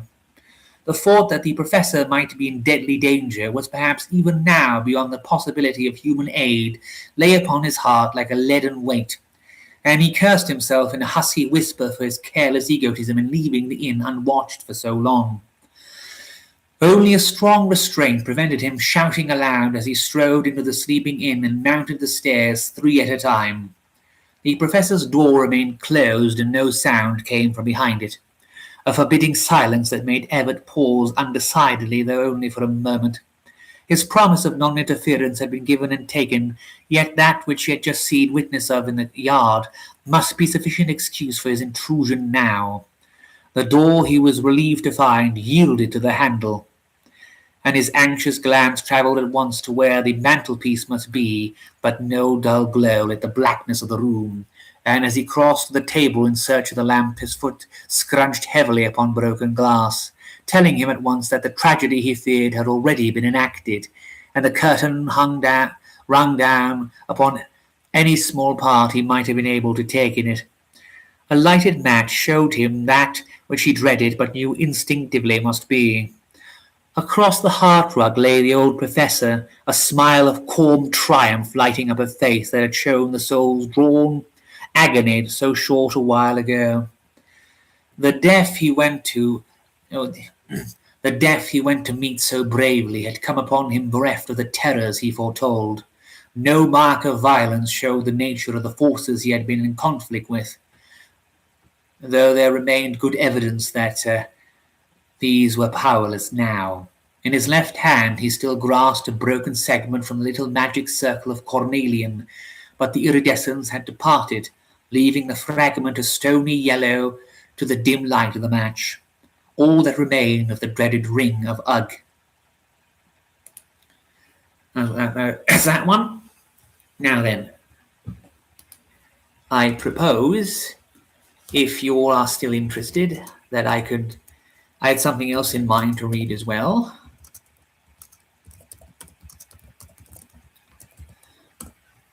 Now, I just need to find it, but I just need to find it and the appropriate link for it, as it were. So,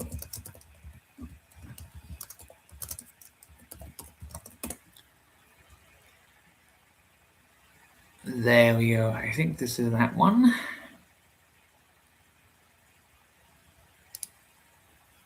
Let me just see.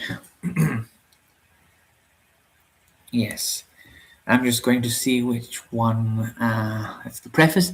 I'm working on, let's see, that one.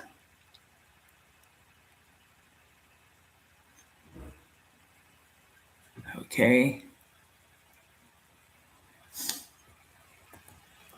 I haven't actually looked, I've not actually looked this one up for a few years.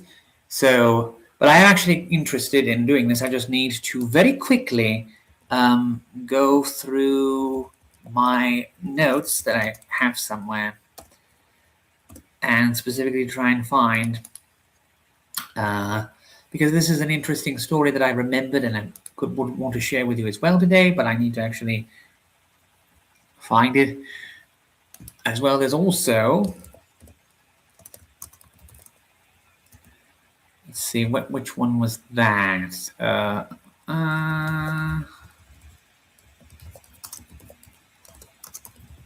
Okay, I have actually two that I'm considering right now. One would be from the collection The Goddess of Ghosts by Martindale. But yes, there we go.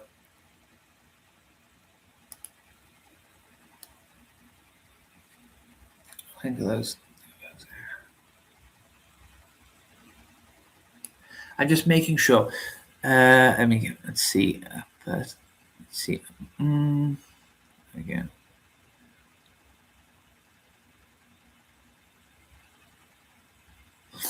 Okay, I'm considering, I'm just making sure that.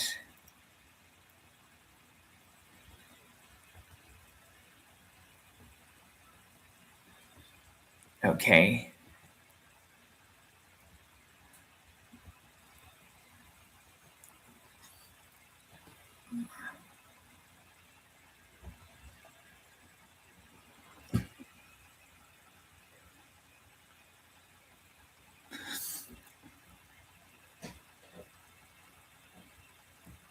Okay, then. I'm just going to. Sorry, I'm fumbling a little bit. I want to first go over a different story. That is from the collection The Goddess of Ghosts by C.C. Martindale. And I'm going to actually look it over. But I also need to find you some visual aid for it. And I could also show the book while I'm reading it, I suppose. I'm just making sure that there's something to actually accompany it. And I'm considering that perhaps what we could do, because this collection has an interesting story that I would want to read, but that was a bit longer. But this story has a very interesting there's a very interesting story here, which is a sort of weird reality and time shift motif, which is definitely unique for something published in 1915. But I would have to actually look up specifically what I said about it, because I found a very brief mention of it. So I would first read the first two stories of the collection and then continue onwards with it. I also want to read you something from Mainsail Hall by John Masefield, which again has a few interesting stories, and perhaps a Bernard Capes or two. But I'll see where it is. Right now, I'm just going to go and I need to find the. Oh, yeah, I was looking for the cover. There we go. Oh, come on! Sorry. I just need to open this in a separate thing. There we go.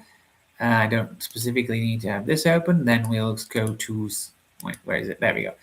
Switch to this, and now I can actually find the first story, that is The Half of a Broken Hope.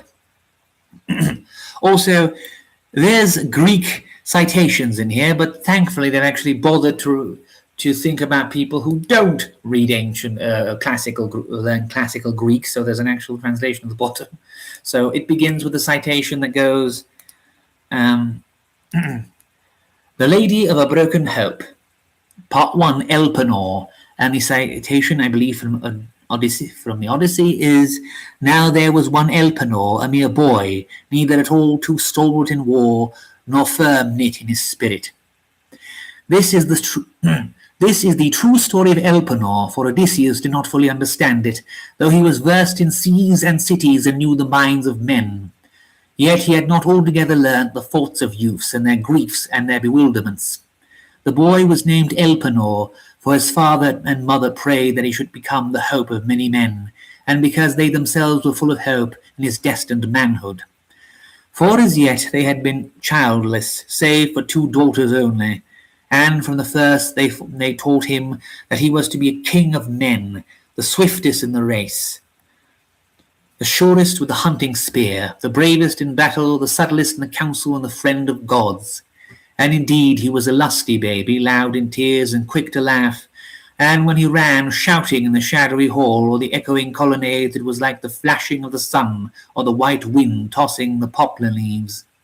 And he had a wooden sword and a crest of wool, and his nurse was a captive queen, and handmaids were her ladies.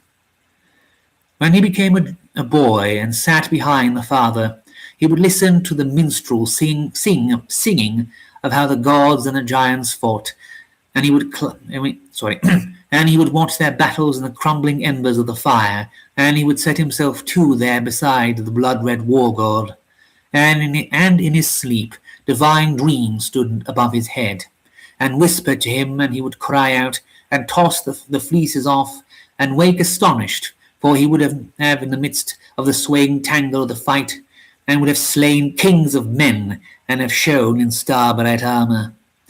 And of hunting he wove a web of forts, and planted his broad blade in the shoulders of white-tusked boars, and crouching behind his tower-hued shield, drove his spear into the lion's gullet, and out behind the neck all bloody.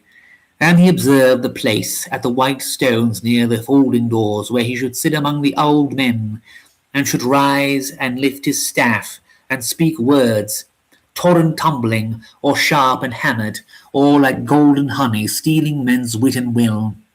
Also he felt himself the favourite of the immortal gods, and alone powerful over sacrifice, and wise to read the dark entrails and the flight of birds. And he would tell the handmaids, and now and again the henchmen, of the great things he should do. And his childish boastings filled the sails of their hopes, that they should share in the nearest kingdom of his manhood. Yet he was not firm knit in soul, for when he sat and listened to the council, he would be travelling in his thoughts, and would follow the flying doves, or would smite the misty sea into foam and furrows. At the hunt he would miss his stroke, for he wondered suddenly if some god might not be hiding in the thicket. And his work he would leave undone, and go like a blind man, and stammer with his tongue, because he would be seeing the windy battlements of Troy, or be rousing Ithaca and the islands to follow him. For already they had long been fighting below Troy, but he was too young to go to war with the rest. And he found no one who would establish him on deep-set foundation and stones for the spirit, because his father and mother could not see him rightly, so brilliant were their hopes for him that dazzled them, and the lords and captains thought lightly of him because he saw dreams in daylight, and his thoughts wandered in the council, and his blow wavered in the hunt. And he would talk when silence was desired, and at the games black night would come down upon his forehead. For indeed he would see himself suddenly to be as nothing, because in boyhood he was still a child, and on the verge of youth a boy. And when manhood should come up behind him, it would find him slack of grip and unfit for achievement. So was he swayed by gusty moods and passions, and talked about aloud and fierely, and then sat silent, brooding, and was unstable in his soul. Now when the war was all but over, his parents, for they could not tell it was so, sent him out to fight beside their overlord Odysseus, saying with glad tears, "When he comes back he will be a man." Nor could they guess the fate that was allotted him, since not even his manner of life, that he lived in their own house, had they been wise to understand. So under Troy he fought a little, none too valiantly, but he showed no cowardice, for he was not a coward. And at times he was foolhardy, and at times he trembled, but they said he is not yet a man. And returning, he attacked the city of the Cicones, when Odysseus attacked it, and he was unscathed and drunk with success, and he defied Odysseus, and was the first to slay oxen and drink wine beside the sea, and loitered till the Cicones at dawn came many as the leaves come and the flowers in springtime, and from that fight too he escaped unhurt and undeserving. And when the lotus eater dwelt, he was again the first to taste the lotus, for all sweet things seemed sweeter to him than to any other man. And he forgot his hopes and his manhood, and was for living all his life in that land of dream. But Odysseus hauled him back weeping to the ship. And in Cyclops' land Odysseus left him in the ship, for he said he is a child merely. After this day they visited Aiolos, who gave Odysseus all the winds bound up in a sack. But Elpenor, fancying it was infinite gold concealed there, cut the cord and loosened the storms, and brought them near to death. And the Laistrygones also he escaped, because Odysseus had placed the silly lad, in his own crew, and that crew at his bidding alone of all the others fled scatheless. And they came to the island of Circe, the dreadful and divine, but her words were human. Her father was the fire of the sun, and her mother was the child of ocean, the infinite, the unfathomable, the all-encompassing. From the violet sea her island blossomed, girdled with white sand, with ridge on ridge of forest, all manner of green and red like copper and hyacinth blue. Cypress and ash and poplar and trailed vines climbed to where the topmost crest sprang straight into the pale blue sky, the paler smoke of a cedar-piled hearth. And behold, meeting suddenly the breeze, the fine stem of smoke wavered and bowed, and sank drifting wide, like a goddess's grey and fragrant veil. And beneath the roof of trees, or through soft meadows of violets and ferns and parsley, where fountains sang blue and crystal along their channels, paths rose to the white palace, with its grills of gold and its frieze of lapis lazuli. And from the house her voice was heard, a human voice, a woman's voice, though she was so dreadful and divine, daughter of hungry fire and of silent drowning water. And she sang, sweet yet shrill, and her voice eddied about the men Odysseus sent to spy upon her. And the palace floated and flickered before their eyes to the rhythm of her song, as she sang, going to and fro, weaving her web of souls.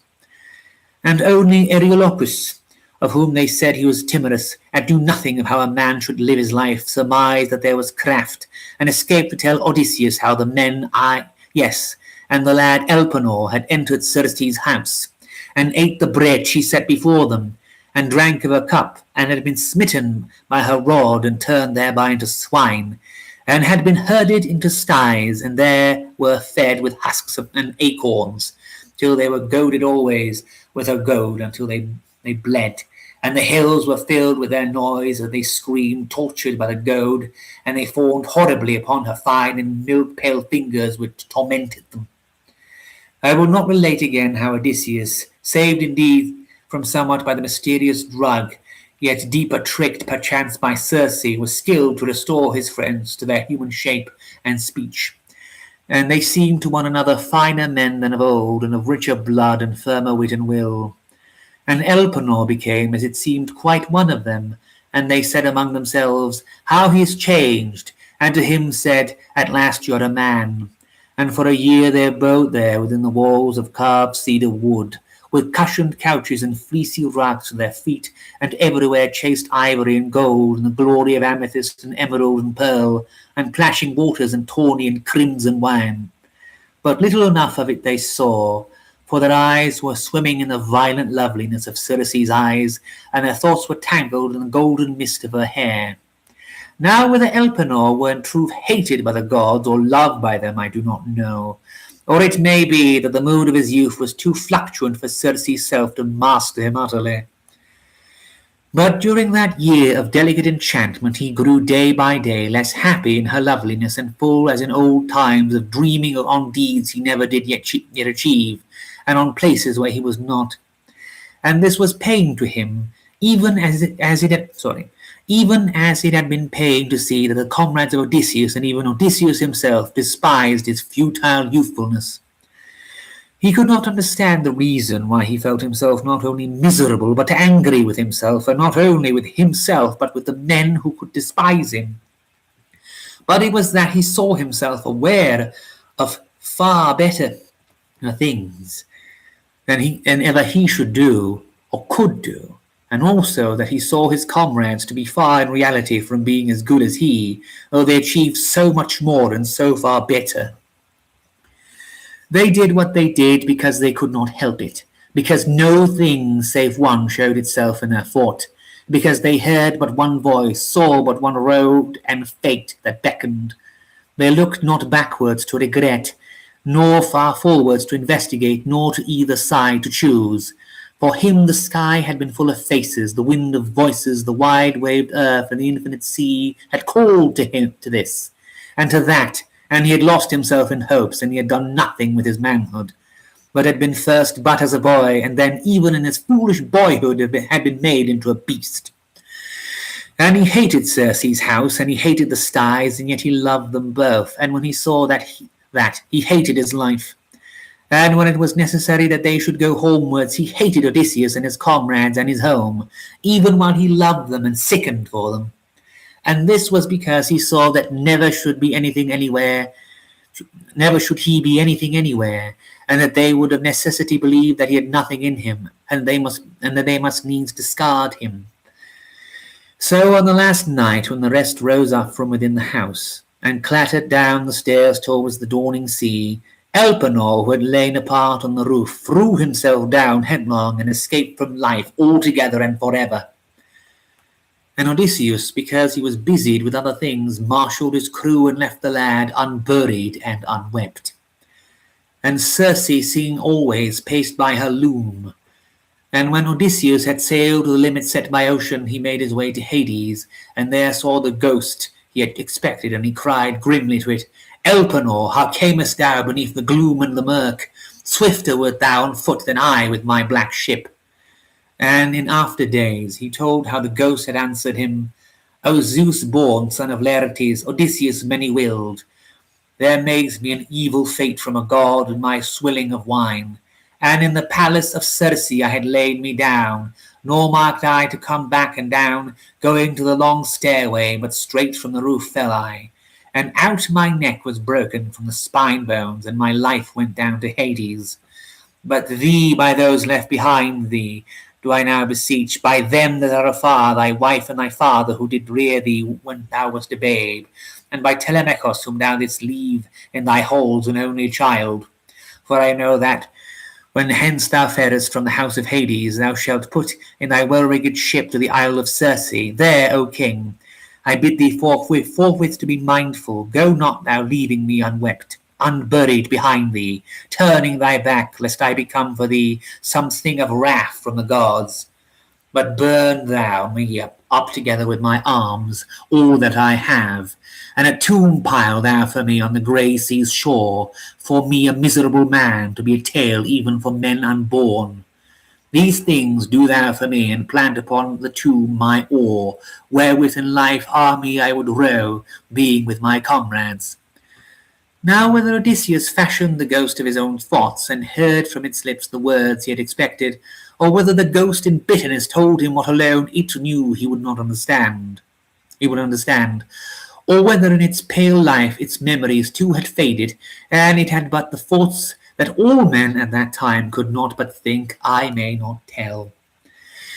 But Odysseus piled the mound, and placed a pillar on it, and lashed thereto the oar, and it stood at the outmost promontory black on the sky.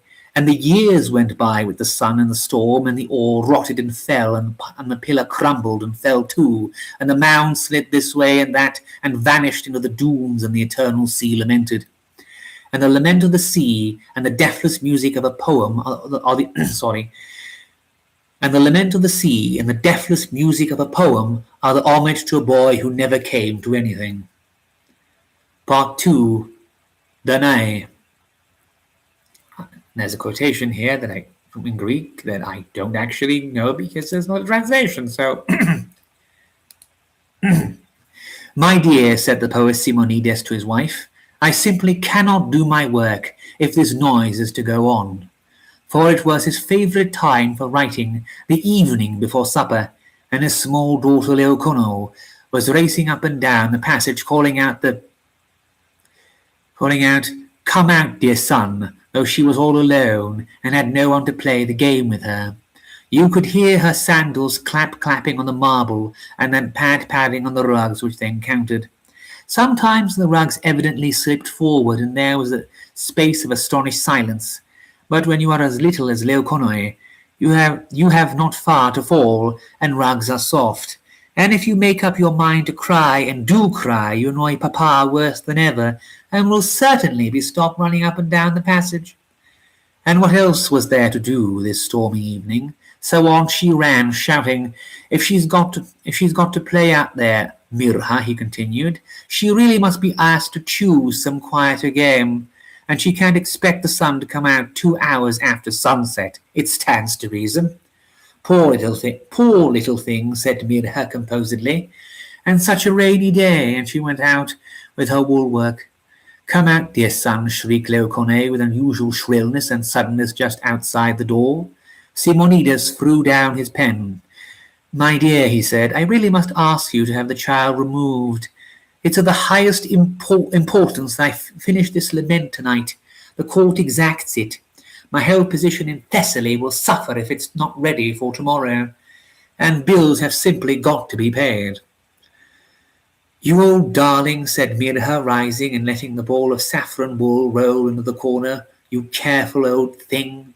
She installed herself on the arm of her husband's chair and ruffled his hair, which was growing thin. He looked lugubriously at her. Lugubriously. It's all very well, he began. You pet, she said, and kissed the top of his head. He sighed and folded his hands. Now tell me what you're trying to write about, she said coaxingly.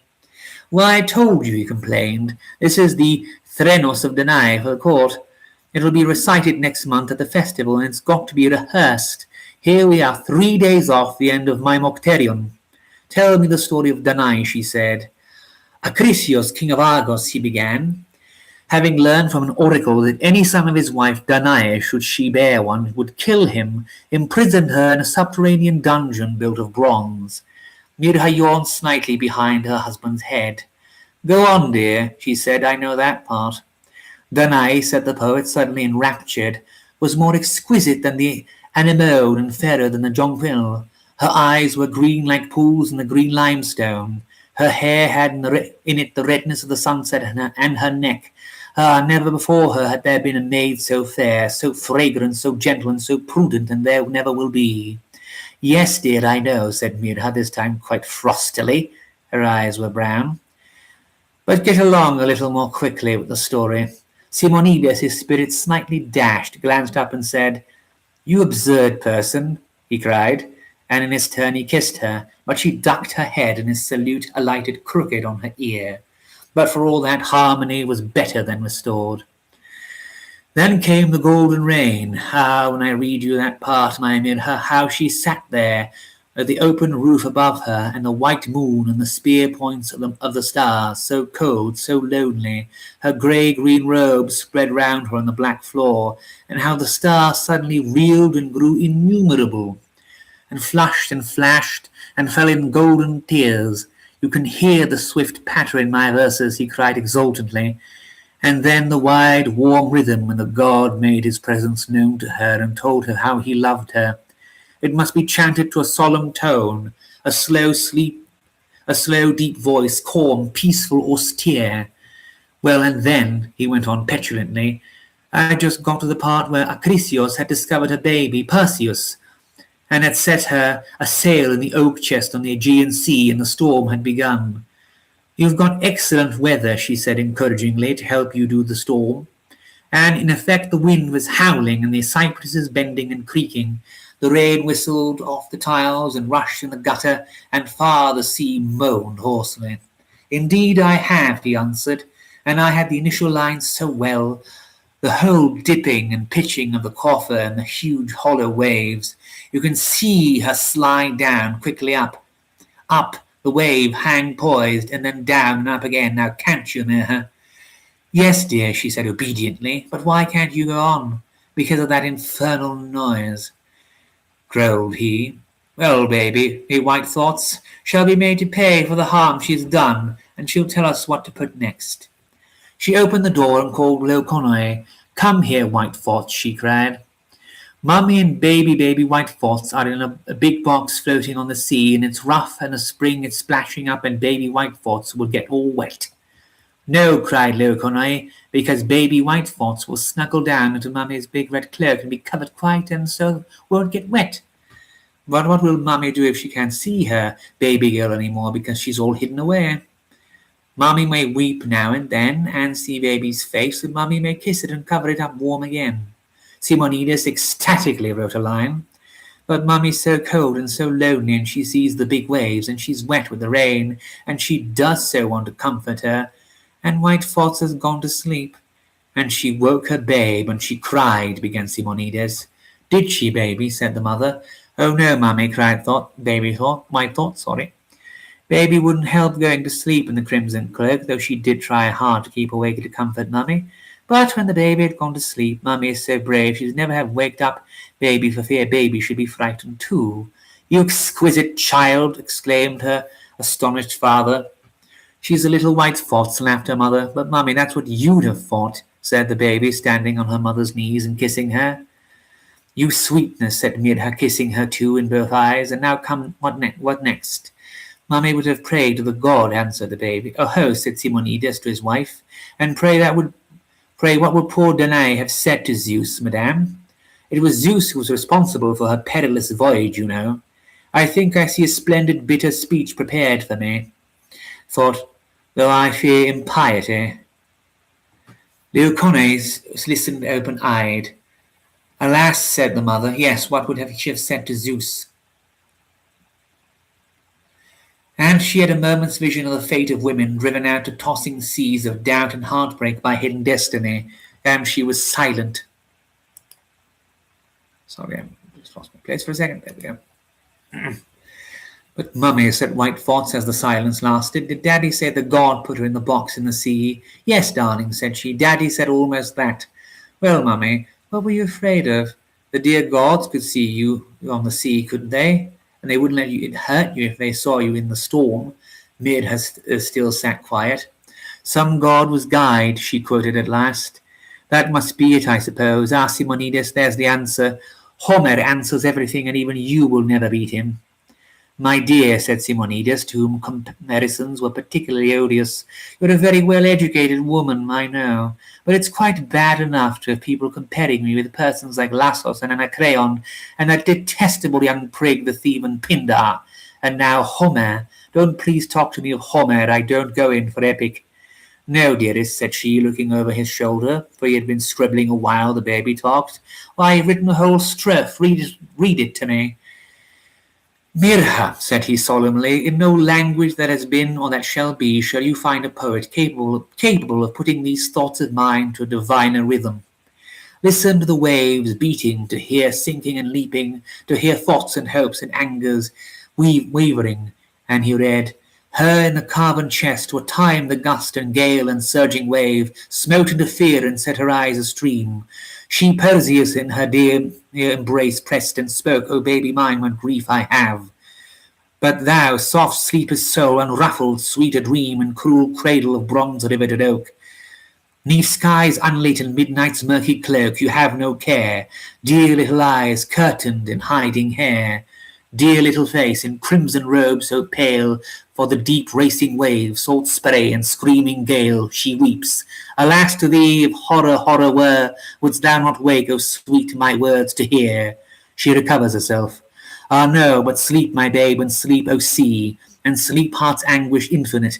And oh, some change of heart, sigh Zeus from thee. Lord, if my prayer had been beyond the right, presumptuous, pardon me.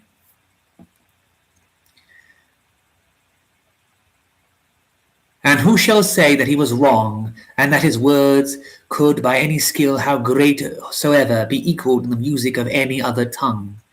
And now, she said quietly, now that Danae, after her one impulse of distrust and anger, is once more docile, what shall she say to the god? Well, said he, she must be certain that he will guide his elect maiden and her baby to a safe port, and that he will make her suffering worthwhile, and will bring the babe to some great destiny. But I dare not write her words till I shall first have prayed. He rose, and the baby White Fox ran to the door. Come out, dear son, she called. That being the first story, it was actually two completely different narratives, but for some reason, C.C. Martindale, the writer, decided to combine them. Now I can potentially, let me just check how many pages this is. Yeah, I can then go on to read the next story, that is Andromeda in Chains. It begins with the quote in Greek, translated below. Mad lovers, we prove ourselves of this thing, whatever it be that glitters over the earth. Euripides, Hippolytus. I am very tired, said the poet Euripides, and he let himself sink into the rugs that heaped his chair. The chair stood on the terrace of his little house in Salamis, for he loved his estate there, and had built a cottage with a terrace, and had transported to it quite a number of his books. Above the sheltered curving bay, the house stood clasped by cliffs, with its back to Attica. Even Sunion was invisible, and he had nothing before him but the sea, closed in by the hills of Epidauria, and the craggy pyramid of Aegina, the sapphire water, dancing with like little suns of splendour, was jewelled too with a whole constellation of islets, amethyst and emerald to see, and when the sun struck them aflame with living gold. Round Kekrifalea and Pitionesos the waves broke brilliantly, and even all about the tiny rocks quite near at hand, the Saronic waters made soundless music. In his great fatigue, this wide and splendid view and this music of the silence soothed the poet's nerves. The breezes rocked the fragrant fig tree which broke the sunlight, gnarled and tortured of trunk, with its elaborate foliage and luscious coloured fruit. It made significant contrast with the Doric austerity of the marble. More than once the cynical humour of Euripides had marked the contrast, and he sought into his soul. "Pour in more sea water," he murmured, holding out the cup to his slave. The honey cakes were sweet, and still too sweet to his taste was the wine. The salt sea water gave it edge, and Calaischros had it ever fresh to hand. "I am utterly tired," repeated the poet. "Yet we have done naught today to weary you, Euripides," answered the slave, a favourite who was suffered to speak readily to his taciturn and shrinking lord. "Done," cried he. "Had I done more, I might have been less wearied. Yet has my body been tired and fordone ever since those dull trainers of my youth tried to coerce me into doing the stadium, the gymnasium, and they would have made of me an athlete." His voice died away in contemptuous reminiscence. "Yet was it not of my body I was speaking?" He went on after a moment. "It is my soul that flags." Calaischros struck a mellow phrase from his lyre. The poet smiled. "No," said he, "the god sleeps. What have you there but echoing shells and pegs and strings plucked vainly? And even if he spoke, I should not hear. Idly the god outside us speaks, if the god within lies deaf." "Master," said the other, "often the Athenians say, have you been seen to write lightly and as though for play? Oh, twice 100 lines of that talk wherein they so delight, thrust and parry, twist and turn of argument, delightful reflections, and verses compact and rounded as none others, and quick tinkling sentences." "That," he answered half sadly, "is but the glib tongue well running to the whistle of the wit, but never is it the god. And as things are, the wit itself is weary and the soul is weary. Yet do the Athenians love such easy verses. Better is it, say they, than the very law court. Let them rouse you, master." The slave spoke to sting Euripides, and he succeeded, being expert in his master's moods. "The Athenians, the law court, I tell thee, and have told thee that though I flatter those itching ears, basely perhaps, not there is the true Euripides. I deliberately descend. I confess that I yearn for prizes. Even now I have had so few," he broke off again, for he knew that often enough it was no deliberate descent. He could do no better. "What are prizes to the love they have for you? The night streets are loud with your lyrics. What youth but dreams himself a luckier Hippolytus." Alcestis, the mischievous slave, smiled. "No worthy mid-aged dame but fancies herself today espoused to some new Admetos, and pictures her own death endured for the sake of her heartless husband. And meanwhile the good fellow is sweating in town that she may eat and live and love him. And with lovesick Phaedras and star-licked Helens, what maidens' bowers but are crammed. The Euripides fever, they call it. What of it?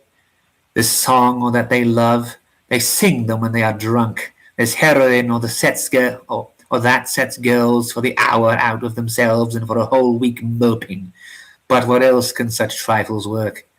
This much at least, your songs have freed the prisoners and the queries of Syracuse when they sang them. The sorrows of your heroines have helped poor women, how many who knows, to understand the mystery of their own soul and of love. Women, he muttered contemptuously. Love. Do not speak ill of love, cried the slave. Your sweetest choruses are rainbows by his dear and dewy wings. Love is all round about you. The sun's warmth caressed the gold shoulders of the islands, and the passionate waves fall prostrate to kiss their feet. At sunset, love calls the birds to their mates among the rocks, clearer than herdsmen's piping. Love summons the goats to their pen. Let love, dear master, bring to your lips new lyrics to enchant our city. I am old, he jeered. I am tired and old and ugly. His face, with its unkempt hair and his grey beard, looked strained and haggard in the sunlight. Doubtless the lips grinned, but the suffering was visible all the time, where the little wrinkles drew tight around the eyes and dragged the brows down toward the nose. "Have you not taught me," Callischros answered, "to see beauty even in the hideous? Is not that why you gave me my strange name? Fair in foul, truth in lies, love from strife. That was when I had higher hopes and held firmer to a philosophy. Now there is mist above and mist below, and a glittering somewhat between, and for the rest I know not. I cannot even fight, nor hate as I used to and ought any more. Were there but clear evil, sheer ugliness, sheer lie.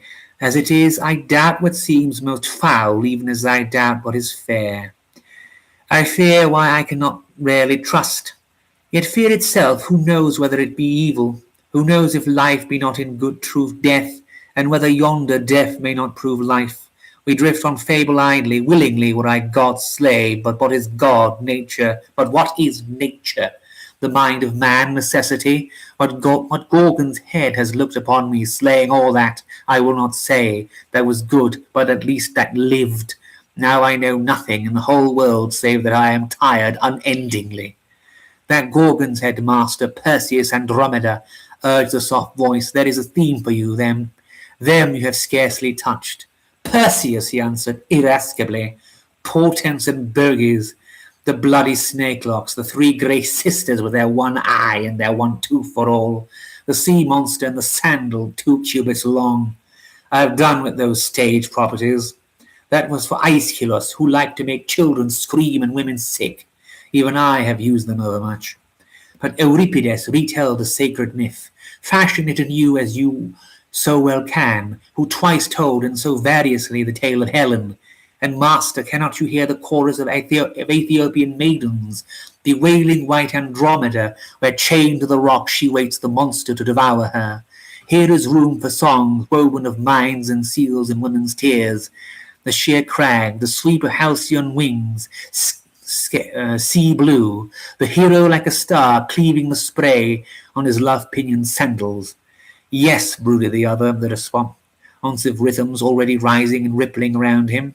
There is room there for music and for tears, and for the mystery of life. The haunting horror, the soul's imprisonment, freedom flashing into the dark dungeon. And first he saw no further than questioning of the chorus. O pale against the rocks, O terror-eyed within in thy lips O pale against the rocks, O terror-eyed, within thy lips what locks, the song what horrors hide, the wonders of the waters at thy side. That is a tolerable strophe. Pause a little. The anti-strophe will not come easily, said Callischros maliciously. Thus best would he stimulate the poet and waken his soul to the divine advent. Immediately, he continued, O black beneath the rocks, she fain replied, all hell the sunlight mocks, and lurking depths abide, greedy to leap and drag me down their bride. The notion, murmured the critic, is not vulgar, though the versification halts. Yet sung to music it will pass. But here rather is matter for speeches, master, not for brief choric odes. You are not Pindar relating the myth in lyric. Euripides looked scowlingly at Callischros, and then proceeded in a loud voice, staring out to sea and said wholly disregarding him, the myth will have to be told. Cepheus shall be king, as ever, on the Ethiopian, though they do not dwell in Syria, whether they show the rock I know well. But what matter? The black-fleeced Cepheus and his white, oh milky white, snowy whitest bride, Cassiopeia, she among those Ethiopians shall grow to boast, shall avow herself fairer than the Nereids, though how the barbarians may name the Nereids I know not, nor matter it at all. Nor shall it be that she shall vaunt her daughter even Andromeda fairer than those ocean-born, he broke off musing. After a while the slave, to lead him forward, yet softly and almost chantingly to preserve the rhythm of his thoughts, prolonged the tale, and Poseidon, king of all seas, ordered that the maiden should be chained to a rock where a monster whom he should send might devour her. She was chained to no rock, proclaimed the poet. She was set a princess all alone, upon a tiny island where but few men lived, and they fishermen. And the law was that on her rock she must abide, nor sail thence on any boat, nor row nor swim the strait between her and home, nor dip her feet into the sea, nor be so much as sprinkled with its water, else would she enter into the power of the monster who lurked therein, and she should be devoured. Thus was she indeed captive, chainlessly and close fastened by fear better than any bolts. His voice softened and grew solemn, and lo, the sea wooed her, and most then when the sun bestrode mid-heaven. Then lay the waters clear and incredible and flawless. Clearer than air they lay, and to each thing beneath them gave they a light as it were within itself, and it shone and was distinct and separate for very brightness. And he saw in his vision how the very pebbles had, as it were, veiled lamps within them, golden and amber and ruby and purple red, and how the weeds waved like the glorious tresses of sea nymphs, a sparkling green, a fiery gold, worn with the tender hues of doves and drenched with a sea purple.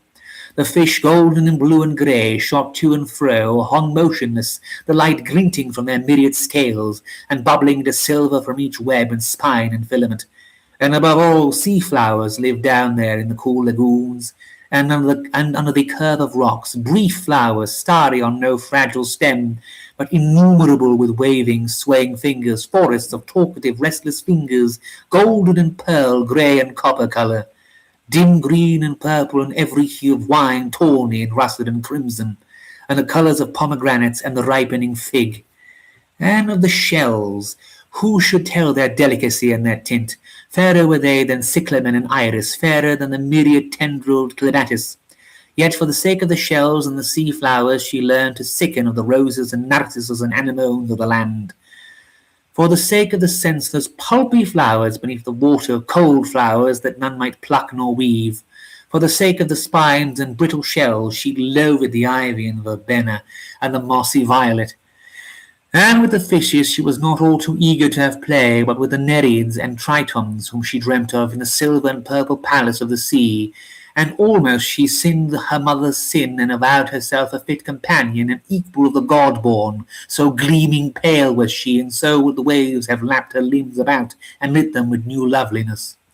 And she despised the honest fisher-folk, that were scorched and sunburned and ocean-bruised and buffeted, and yet she envied them when on tossing skiff they left the land and danced on the tides, and she held separate too from their children, the little children who ran on the firm sand where the waters splashed their ankles, and in the hot pools of the rocks they felt tiny crabs, yellow-grey, transparent, race on their tingling skin. Alas, Euripides, smiled the lad, but are you not incorrigible? Here is no tragedy, here is no plot nor climax. Here no will of God is interwoven and tugs with the wit of man. This is but pretty talk of flowers and fish, and Aristophanes will laugh more sweetly than ever upon you, and twirl mocking music at you in some comedy called The Marketers. There is a climax, said the poet gravely, but with eyes still glowing, and there is a divine mystery.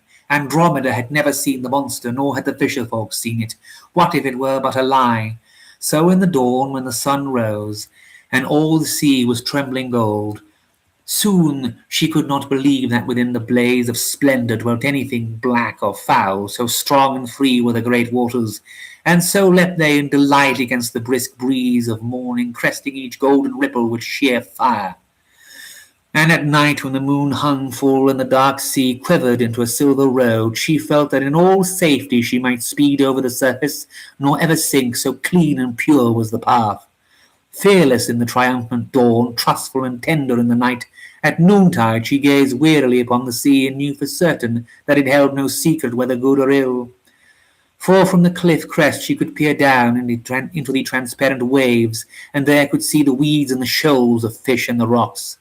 And one rock she could see, sprawling and thrusting out strange limbs that seemed to writhe below the slow-moving mass of water. Seaweeds waved upon it like human tresses, sea flowers made for it, a blossoming flesh. Soft and succulent, here it shone like great eyes rocked by the tides into half-wakeful slumber. There shadowed hollows seemed to her like mouth and a throat, and jagged splinters stood pointed for her like a bird's beak. and the rock that looked like life, so swayed it beneath the swaying seas, was surely, so she would firmly hold, naught save some trick of nature misunderstood, spoken of awry, emptily threatened, the inert semblance which had given birth to the legend of the monster. Sorry, I'm just checking the chat again. Yet never set she her foot in the water, but at times, in her despite, storms blew the spray inlands, and flocks of foam drifted onto her, and she thrilled answeringly in her soul, and was aware that somewhat yet there was. Some unknown lips had brushed her forehead. She was for yielding, and the verge drew her. It drew her, yet entered she not in, not to the ankle's depths, fearing what she longed for, and she envied the children who play there so lightly. But Kalaiskros, what she knew not at all was the divine star-like thing that still shone in a sorrowful and yearning eye. It was dim when she felt safe, and mocked at the weed-clad reef, and it burned, though with sinister flame, when she craved to know the sea, and it never, never might peer from the blithe children's countenance, but all their lives though they were like to pass unseeing, and in some sort undestined. You love Euripides to tell of the unveigned fate of woman, how she languishes apart, feeding her body upon sweet daintiness, and her fault upon the ancient tales of her immemorial loveliness and spell, of man's audacity and of the sins of gods. I am weary of your tearful, cheated Creosas, your lamentable Helens, yes, and your star-souled Medea, and the virgin Aulis and of Tauri. But worst, you are sick-souled, but worst are your sick-souled Phaedras. The whole world is sick, he answered, dispirited, men in their thought, and women in their flesh, and I am not sufficient for these things. Not all despair like you, dear master. Dare I make mention of... Ah, he interrupted, there was Aeschylus. He saw the injustice and the infatuation and the sin, but he could look farther. His soul was of fire, even as his body was of oak and iron. He had fought at Marathon. He was a part of that great day of Salamis when Hellas was reborn into a new age. And I on that very day was but born, with all my waking life in the new age, but all the roots of my soul plunging in the past. Conceived in the days of honour and poverty and strife, alive in those in those of wealth and empire and lies. No wonder I am awry. 2 souls are in me. But Sophocles, he was but a lad still when he led the triumph dance for Salamis. Sophocles, too, is of a double age. Ah, Sophocles, but look, he cannot suffer. He sees disaster and curse and folly, but his serene and crystal aether no storms can stir. He sees the suffering untroubled. I see and suffer for the sufferers more than they do for themselves. What is this, that men should have suffering nor know themselves of it, and that I, knowing them, should know it too, and in my one self support it? Ah, that is when I sing, when beauty is too beautiful for me, and when suffering is too fiery. And Andromeda, the slave, resumed after a space, how can I tell? Yet one thing is certain, that after no long time she would have been seized with love for the monster. For the sea monster, he answered, horrified, with love, a new Pasiphae, if you will. Sooner or later the sick soul craves what most it fears and hungers for what it hates. So too the delicate soul that has drunk too deep of beauty comes to ask only for the strong, the hard, nay, for the brutal, the cruel, and the hideous. So on a day she will grow faint with loneliness, for who will marry her? And wild to have done with the whole tale once and for all, better to fling herself to the beast and know its kiss than this gradual making void of all herself. And at the thought that this oblation may be possible, it became desirable. She courted it half self-confessed. She trod the shore. She grew eager, then terrified again. She called but furtively. She offered herself to chance. Inspiration reached Euripides once more. He rose. On a day of heavy heat and thunder, you know, Callischros, how on such days the blood flows differently and the soul cannot retain nor fixedly behold its own image in forebodings. On such a day she shall pace the livid beach and the warm waters shall touch her. and suddenly the surface heaved with slow ripples and a surge, and a swell came towards her, and a yellow froth smeared her, and dead fish fell forth beside her, and the sea flowers shrank and hid their loveliness within themselves and clung glassy domes of pulp to the rocks. And already she was feeling that it was too late, that in a moment vast tentacles would shoot like the lash of an amorous whip, coiling in a sudden flame about her, and again sliding with loathly sweetness around her limbs, ferocious to suck on a sudden great cusp of scarlet flesh out of the white. And to her breast would be pressed the horrible slime of its face. Then again she would stare into its cold eyes, and by its hooked beak her heart would be torn out. But now come Perseus, cried the slave. Now the saviour hero with the Gorgon's head to deliver her. Now should come Perseus, mused he, and then cried with sudden agony, now must come Perseus. Ah, poor Andromeda, now must thou have thy Perseus. Yet what shall bring him? What messenger shall summon him? What shall draw him down, golden like a flying star, across the sky to succour thee? And if indeed he be come, and lo, in the air an eddy and a bright shadow, and the immortal youth with wings tremulous at heel and sword splendid at his thigh, and Medusa's head, hark! The saviour hero high upheld the head, and bade destruction die, and death he blasted dead, a good life through her flesh and soul and spirits, a God's life through her flesh and soul and spirit spent. But alas, how shall the head work on such a change? Medusa froze into stone all she looked upon, death can only slay. Who shall imagine a death that shall work life? Here is a twofold riddle, Callaeschros. I pray thee solve it for me. Why shall the hero come thus opportune to the moment, and how shall the dead thing breed life? The myth helps me no more. The god is leaving me. Why, master, what is your scruple? In how many of your tragedies does not the god appear from an open heaven with humans when human succour fails, and no earlier? That surely is the role for God. And Medusa gave life to the maiden by slaying the foul monster, and making it indeed the reef she had fought it. Though the part of your speech, Euripides, I understood not, nor will the Athenians understand. What brought the hero, resumed the sad poet, disregarding the slave's talk? What cry in her soul summoned him from beyond the stars? Was the sheer suffering enough? Is sheer misery, despairing, doomed hopelessly, so mighty a magnet that God himself cannot resist it? But when the monster was dead, was it indeed well with her? If the gaze of God should shrivel the roots of fear, shall it be well with the careless soul? The monster is gone, a rock, a reef. Andromeda is freed. She can sin no sin more. No hell awaits her. But believe me, in the lakes of her eyes, so full of starlight once, is visible some reflection of that stoniness. Somewhat of death's death had surely become her own. The law holds that death and life exclude, and utterly each the other. The tale finishes not.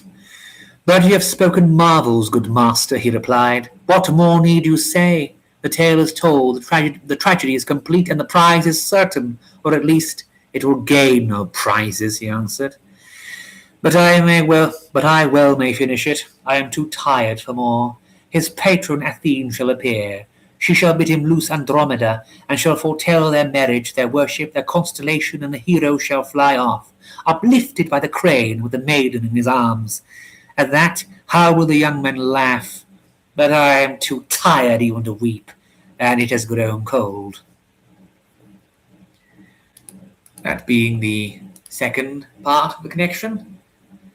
Now then, I shall have to depart momentarily, just to the bathroom, after which I will probably switch to reading a tale from, a mainsail haul, but I will first need to actually check my channel, specifically because I have notes on it, but from a very long time ago, and it's actually not on this particular computer. So I will have to go to manage videos so I can look for it.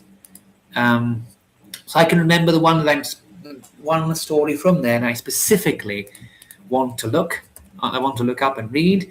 And yes, I could definitely read the title story of the Goddess of Ghosts if it was interested. But if there's interest, because yes, but right now I need to go take a pee, so I'm just going to say it in the chat. Bathroom. Just in case someone who comes in or just didn't hear me explain that isn't startled by there being nothing happening. So, I'll return momentarily.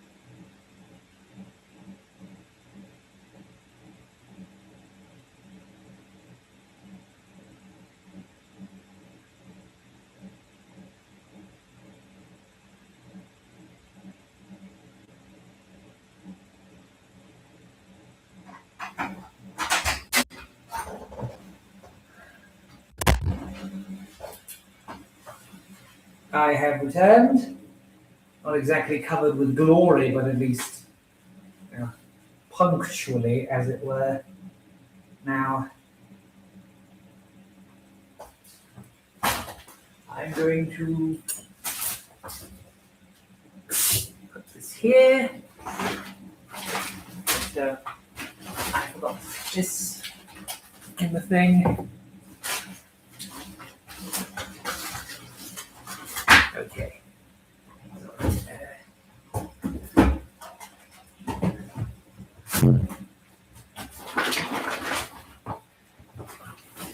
I'm back.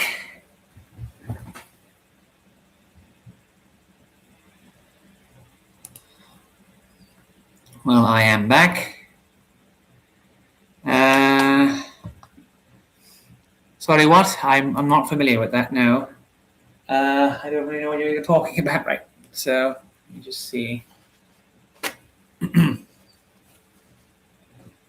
Now, I'm just going to very quickly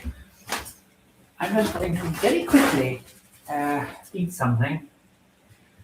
But no, not the rest of this. They call it tacos, but what they actually are so-called French tacos, which are actually just tortillas that they fill with different types of meat. Slightly thicker tortillas, but still, no. Or pitas, rather. And you can pick from like 8 different sauces and can ask them to put eggs in it and whatnot. But I'll have to heat this up a bit because it's not that good cold. So, again, I have to get this size because the smaller ones, they won't only accept cash. And I didn't have any cash on me, so I reserve that. So, drinking a bit to rehydrate, and I'm just going to go over my own. This is a very old video, so I'm probably going to. No, it's going to.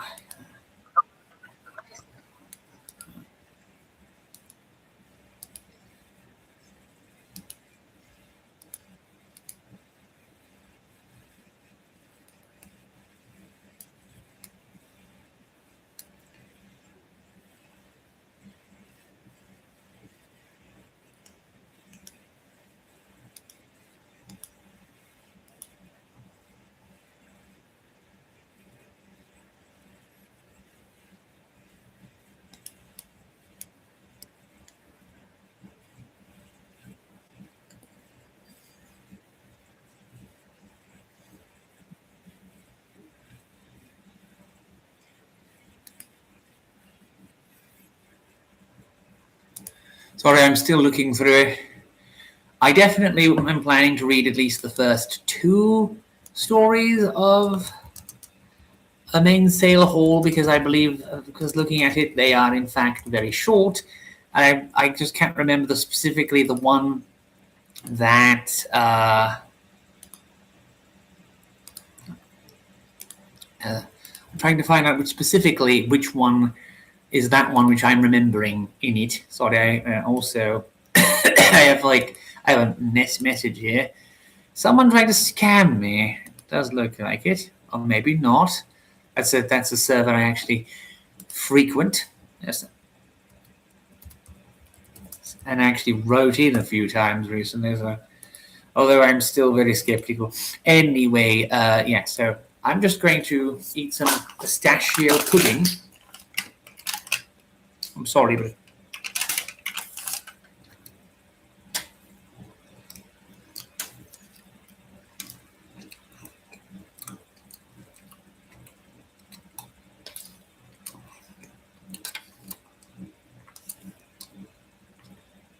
the one thing that I do know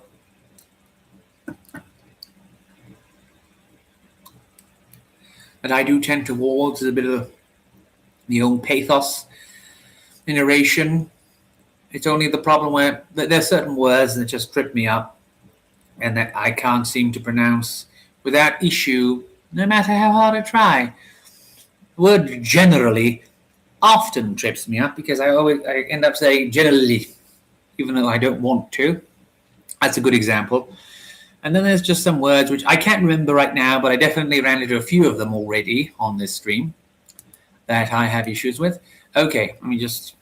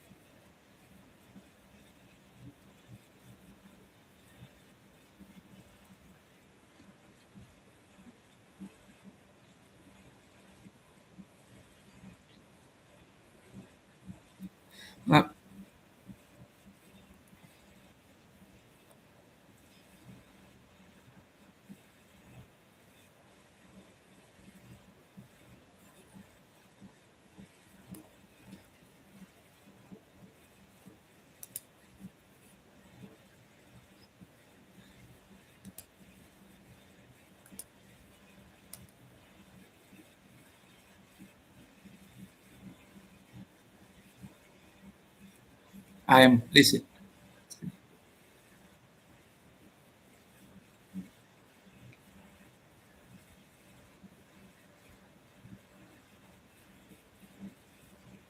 Okay.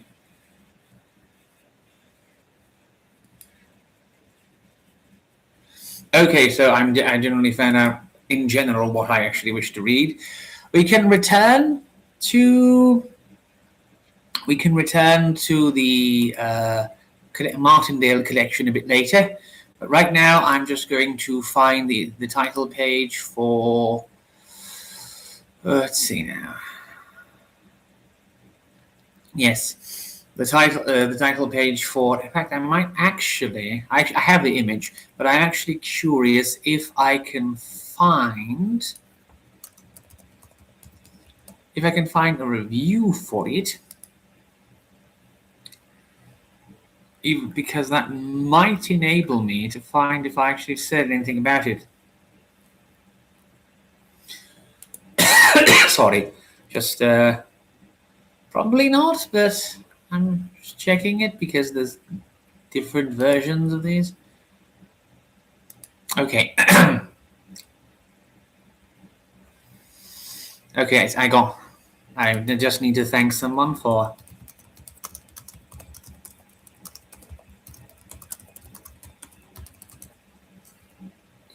Okay, then I have that set up and I can continue, and I just need to switch to the proper image for this. Sorry, I have it set up. There we go, that's the title image for John Masefield's A Mainsail Hall. And going through what I remember of it, I definitely think we can go through the first two stories, and potentially the yarn of Lanky Job, maybe, and the Seal Man, and probably the Western Islands. And if I still don't find the story I was looking for, then I'll just. Sorry, I just needed to respond to a message on the off chance it's not spam. Anyway, okay, now this is the title illustration for the collection. Let's actually start. So, the first story we have today from John Masefield, and I just splattered all over myself on accident. I didn't. I washed my face and then got it all over me. Anyway, it's, let's see, Don Alfonso's Treasure Hunt. Now in the old days, before steam, there was a young Spanish buck who lived in Trinidad, and his name was Don Alfonso. Now Trinidad is known, in way of speaking, among sailormen as Hell's Lid or number one hatch, by reason of it being very hot there. They have a great place there, which they show to folk, but it's like a cauldron of pitch. It bubbles pitch out of the earth, all black and hot, and you see great slimy workings all across, like ropes being coiled inside. And talk about smell there, talk of brimstone, why, it's like a cattle ship gone derelict. That's what the place is like. Now, by reason of the heat there, the folks of those parts, a lot of Spaniards mostly, Dagos and that, they don't do nothing but just sit around. When they turn out of morning, they get some yellow paper and some leaf tobacco, and they rolls them, and they rolls what they call cigarettes and sticks them in their ears like pens. That's their day's work, that is, rolling them yellow cigarettes. Well, when they sat around and they smokes, big men too, most of them, and they put flowers in their hats, red roses and that's how they pass their time. Now, this Don Alfonso, he was a terror, he was. Well, they've got a liquor in those parts. If you put some of it on a piece of paintwork, and this is gospel that I'm giving you, that paint, it comes off like he was using terps. Now, Don Alfonso, he was a terror at that liquor, and that's the sort of Dago boy Alfonso was. Now, Alfonso's mother was a widow, and he was her only child, like in the play. Now, one time when Don Alfonso was in the pulperia, that's a Spanish for grog shop, he was bluing down the liquor the same as you or I would be bluing in beer. And there was a gang of dagoes there, and all of them chewing the rag, and all of them going for the vino. That's the Spanish name for wine, vino. It's a red wine, vino is. They give it to you in port to save water. Now among them, fancy dagoes, there was a young Italian who'd been treasure hunting, looking for buried treasure in that blue-nosed ship which went along among the islands. Looking for gold he'd been, gold that was buried by the pirates. They'd a gay crew, them blue-nosed fellas, but the pirates buried treasure for, not them. It stands to reason. Did you ever see a shellback go receiving his dollars down a rabbit warren? It stands to reason. Golden dollar coins indeed. Bury them custom fellers if you like. Now this young dago, he was coming it proud about that treasure. And one of them Tortugas, he was saying, or off of the chargers, or if not there, among them smelly sambles, there's tons of it lying in a foot of sand with a skeleton on the top. They used to kill a, he was saying, and that's a word I'm not going to pronounce, but you can probably guess that it isn't good. And let me just find my spot. Yes. When they buried their blunt, so his ghost would keep away thieves. There's a sight of thieves, ain't they, in them smelly sambles? And ain't got no ghosts, nor that I ever heard. Oh, he was getting gay about that buried treasure. Gold there was, and silver dollars, and golden jewels, and I don't know what all. And I know the place, he says, where it's all lying. And out he pulls a chart with a red cross on it, like them Deadwood Dickie books. And what with the vino and that there liquor, he got them dagoes strung up on line. So the end of it was that Don Alfonso, he came down with a blunt, and that gang of dagoes, they charters a brigantine. She'd a Bible name to her, as these dagoes wears, and off they sails a gallivanting, looking for gold with a skeleton on top. Now one dusk, just as they were getting at lamps and going forward with the kettle, they spies a land ahead and sings out, "Lando!" By dark they was within a mile of shore, heaved to off a lighthouse that was burning a red flare. Now the old man, he comes to Alfonso and he says, "I don't know what land this may be. There's no land due to us this week, by my account. And that red flare there's no light burning, a flare nearer here than Sydney. Let go your anchor," says Don Alfonso. "To land there is, and where there's land, there's rum. And lower away your dinghy, for I'm going in for a drink. You can take her in, mister, with two of the bands, and then lay about till I whistle." So they lowered the dinghy, and Don Alfonso takes some cigarillas, and ashore he goes for that there liquor. Now, when he sets foot ashore, and the boat was gone off, Don Alfonso, he walks up the quay in search of a pulperia. And it was a strange land he was in, and that's the truth. Quiet it was, and the little white houses still as coffins, and only a lamp or two burning, and never a sound nor a song. Oh, a glad lad was Don Alfonso when he sees a nice little calabusa lying to leeward with a red lamp burning in the sloop. So in he goes for a dram, into the grog-house, into a little room with a fire lit, and a little red man behind the bar. Now it was a caution was that their room, for indeed of there being casks like beer or wino casks, there was only coffins. And the little red man, he gives a grin, and he gives the glad red hand to Don Alfonso, and he sets them up along the bar, and Alfonso lights a cigarella. So then the Don drinks, and the little red man says, "Salut." And the little red man drinks, and Alfonso says, "Drink hearty." And then they drinks two and two together. Then Alfonso sings some sort of dagger song, and the little red man, he plays a tune on the bones, and then they sets them up again, and he has more bones and more singing. Then Alfonso says, "It's time I was getting aboard," but the little man says, "Oh, it's early days yet, the liquor lies with you." So every time Alfonso tries to go, the little red man says that. Till at last, at dawn, the little red man turned into a little red cock and crow like a cock in the ox-yard, and immediately the coffins all burst into skeletons, and the bar broke into bits, and the liquor blew up like corpse lights, like blue fire, the same as in the scriptures. And the next thing Don Alfonso knowed, he was lying on the beach with a head on him full of mill wheels and the mill working overtime. So he gets up and sticks his head in the surf and blows his whistle for the boat to come. But not a sign of a boat puts to, and not a sign of a hand shows aboard, neither smoke nor nothing. So when he blued for maybe an hour, he sees an old skeleton on a boat lying bilge on the sand, and he went off in her, paddling with the rudder, and he got alongside before she actually sank. Now that when he gets alongside, that there brigantine was all rusty and rotted, and all grown green with grass. And flowers were growing on the deck, and barnacles were a foot thick below the water. The gulls had nestled in her sails, and the ropes drifted in the wind like flags, and a big red rose bush was twisted up the tiller. And there in the grass, with daisies and such, were the lanky white bones of all them daggers. They lay where they'd died, with the vino casks nearby and a pannikin of tin that they'd been using as a dice box. They was dead white bones, the whole crew, dead of waiting for Don Alfonso while he was drinking with the little red man.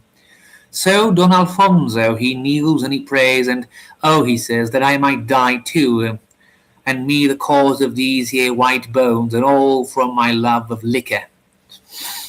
Never again will I touch rum, he says. If I reach home, he says, he was praying, you must mind. You will see I never will. And he hacks through the cable with an axe and runs up the rotten jib by my poorly hole. Long he was sailing, living on dew and gulls' eggs, sailing with them white bones and at their blossoming old hull. But at long last he comes to port of Spain, and he signals for a pilot and brings up just as sun was sinking. 30 long years he had been gone, and he was an old man when he brought the white bones home. But his old mother was alive, and they lived happily ever after. But never any liquor would he drink except only dew or milk. He was that changed from that was. Let's see. Checking the chat. I'm just going to have a bit of pudding.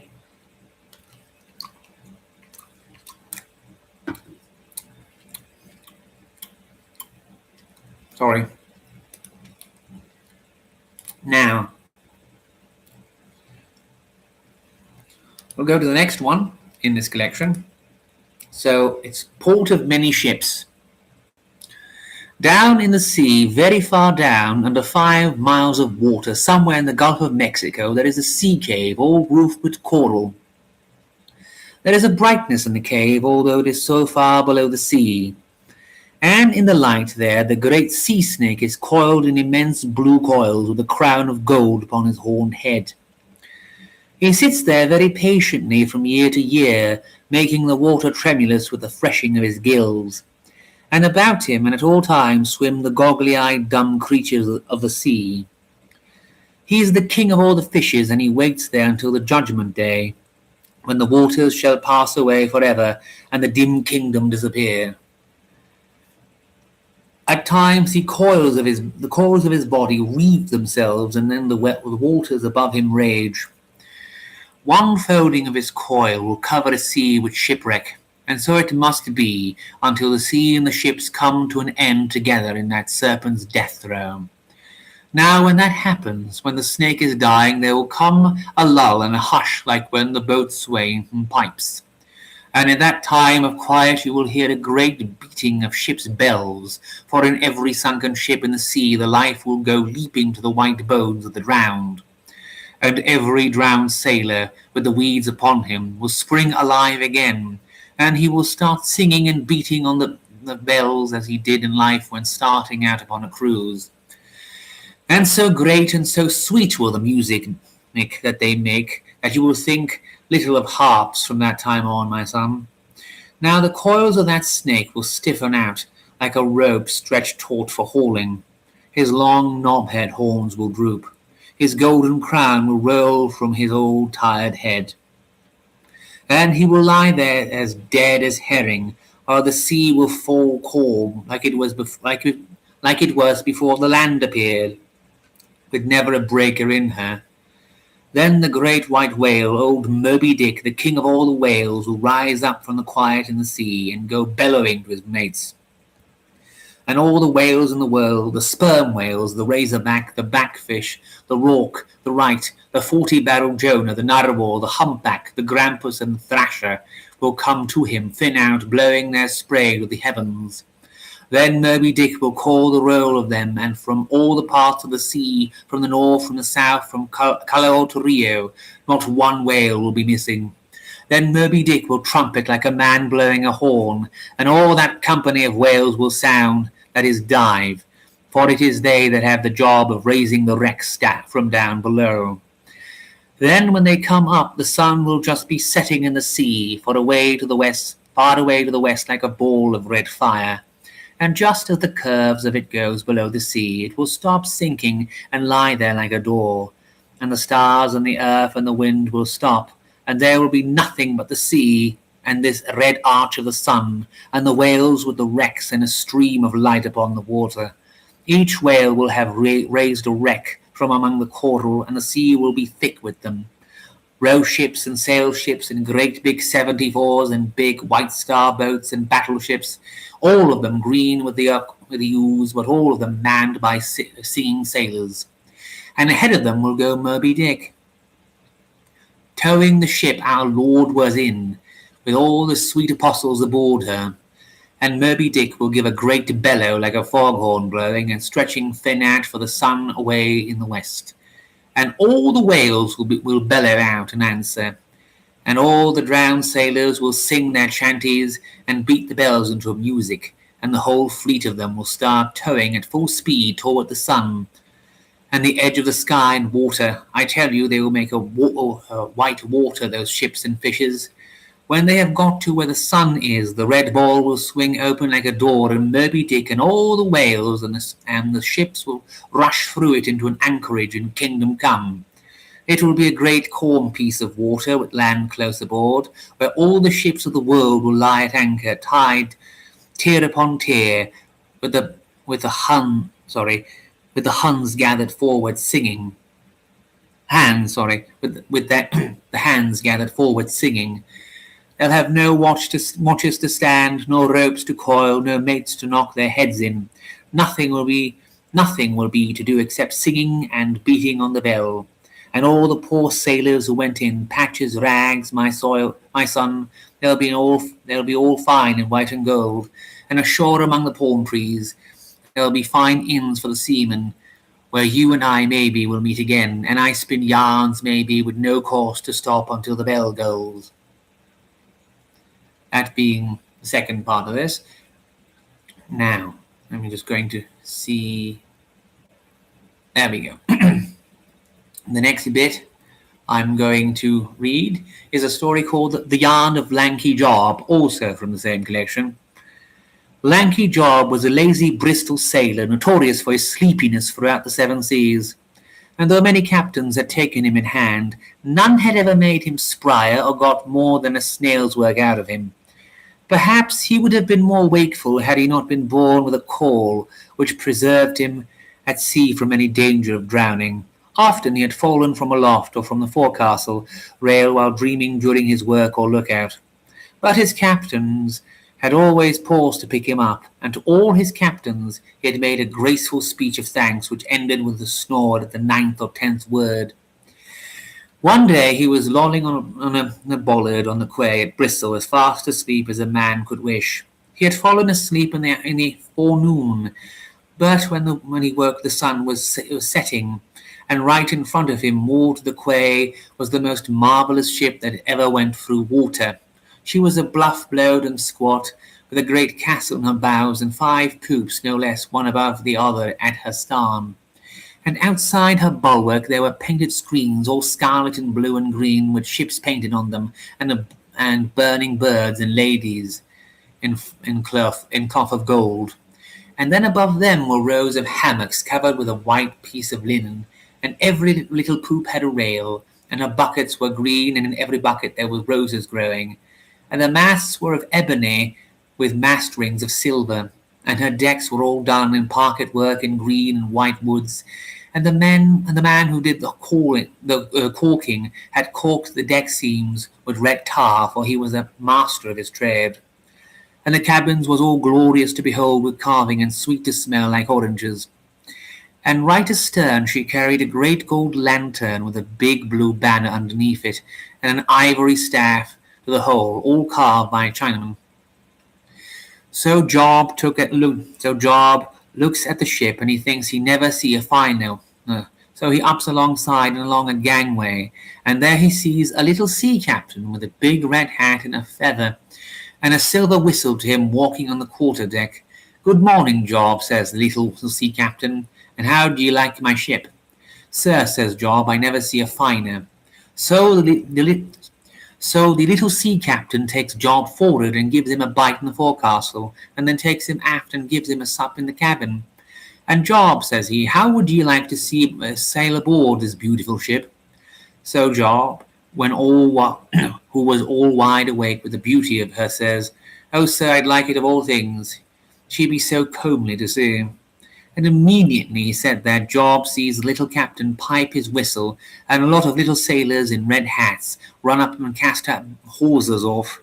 And then the sheets sheeted it home of themselves, and the ship swung away from Bristol, and there was Job nodding on the quarter deck a mile out of the sea, the ship running west like a deer.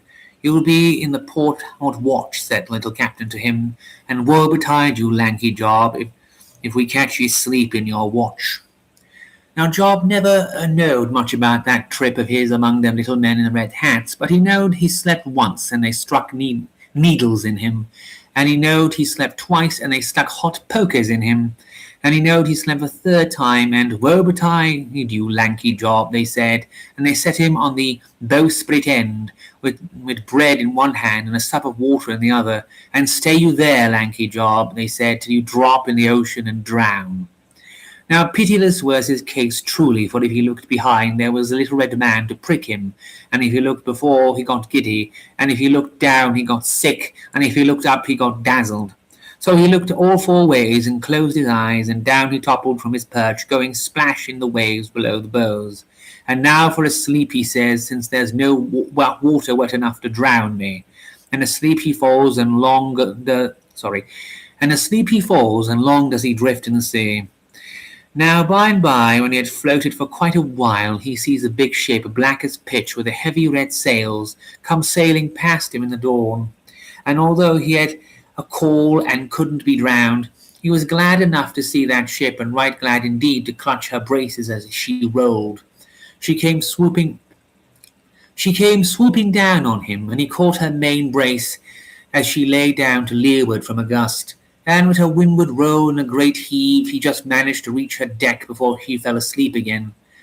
He noticed as he scrambled up the side that she was heavily barnacled, and that she had 40 boats to her broadside and swinging on ivory davits, all swinging on ivory davits.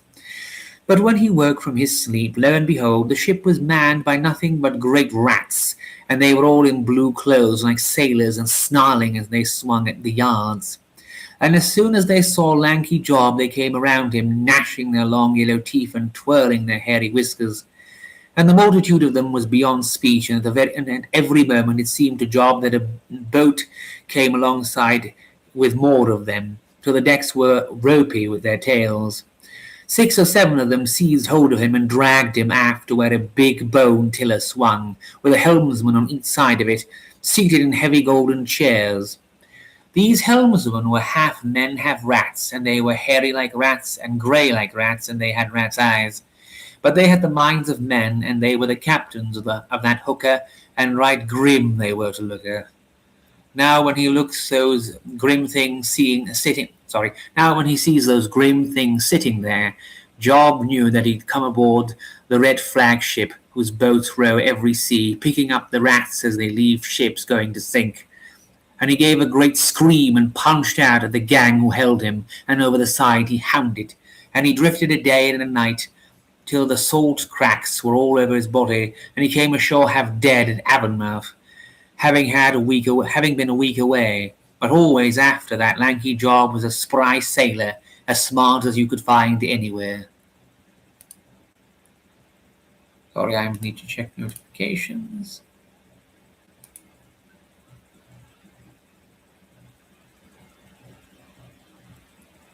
Sorry, that's unrelated, but I checked it anyway. Oh, hello there. Just going over some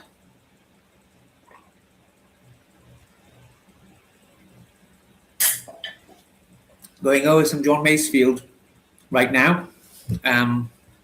There's one story I thought was in this collection, but actually might be present in At a Winter's Fire by Bernard Capes, which I'm going to look up if I can find it. Hold on. Well, I can find it. I'm just trying to find if I have that particular thing or not. Let me see. That might be tricky, but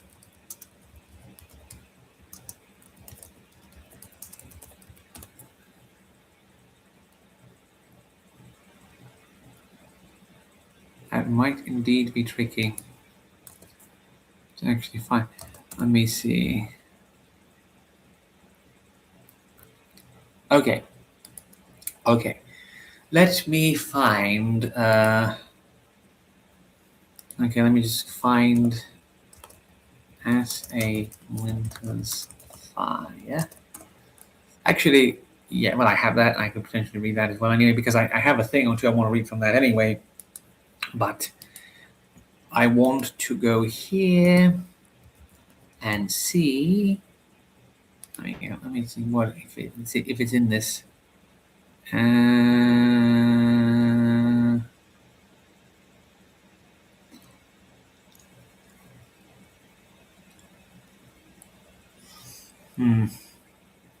Well, that's actually, I can go. I don't know. So I can switch for a second or two, but maybe I can just do the Seal Man if I can find it.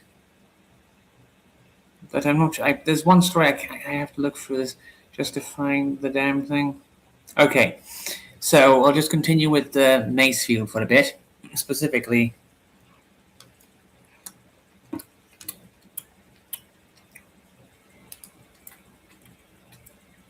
Sorry, the Seal Man. So let me just check the chat for a second. Okay.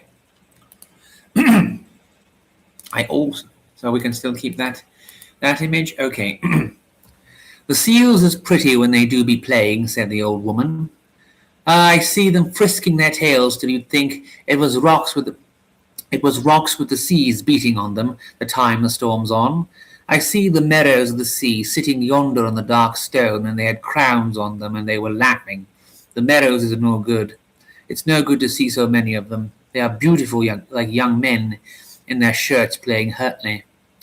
They're as beautiful as anything you would be seeing in America or Australia or any place.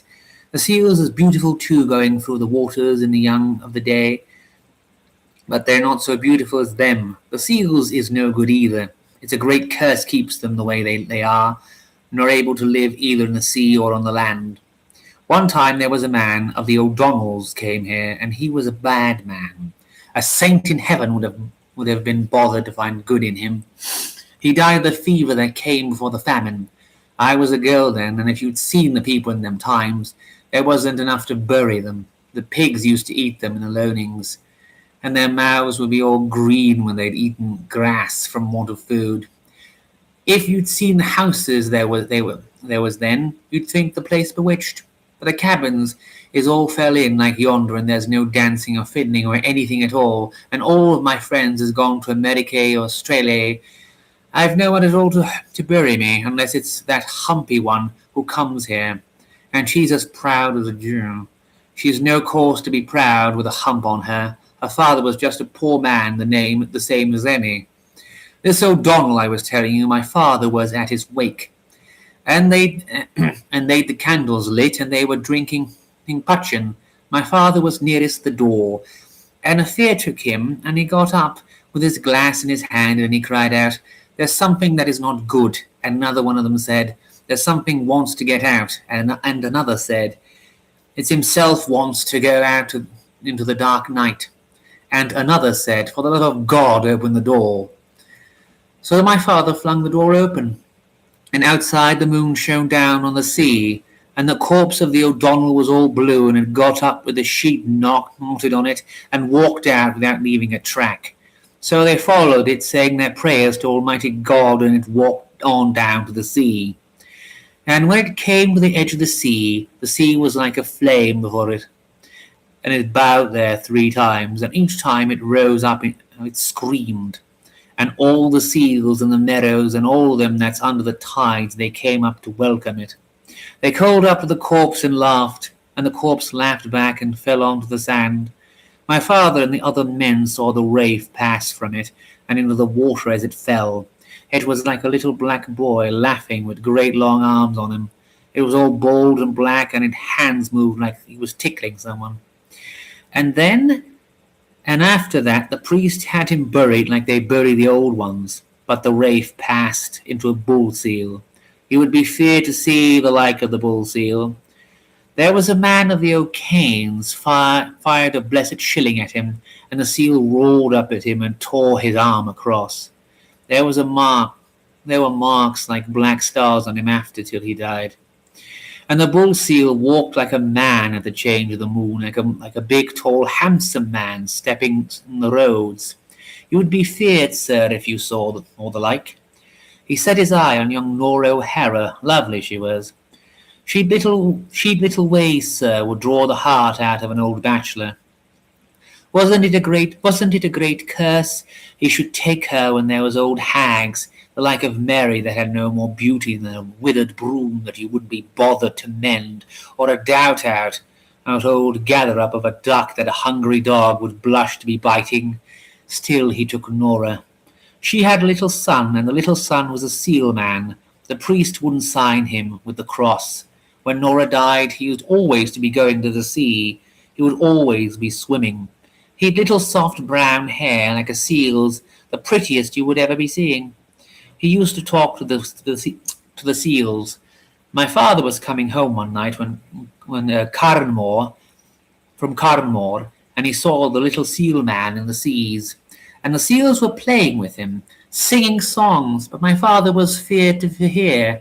He ran away. They stoned the seal man whiles after that, but whiles they didn't stone it. They had a kindness for it.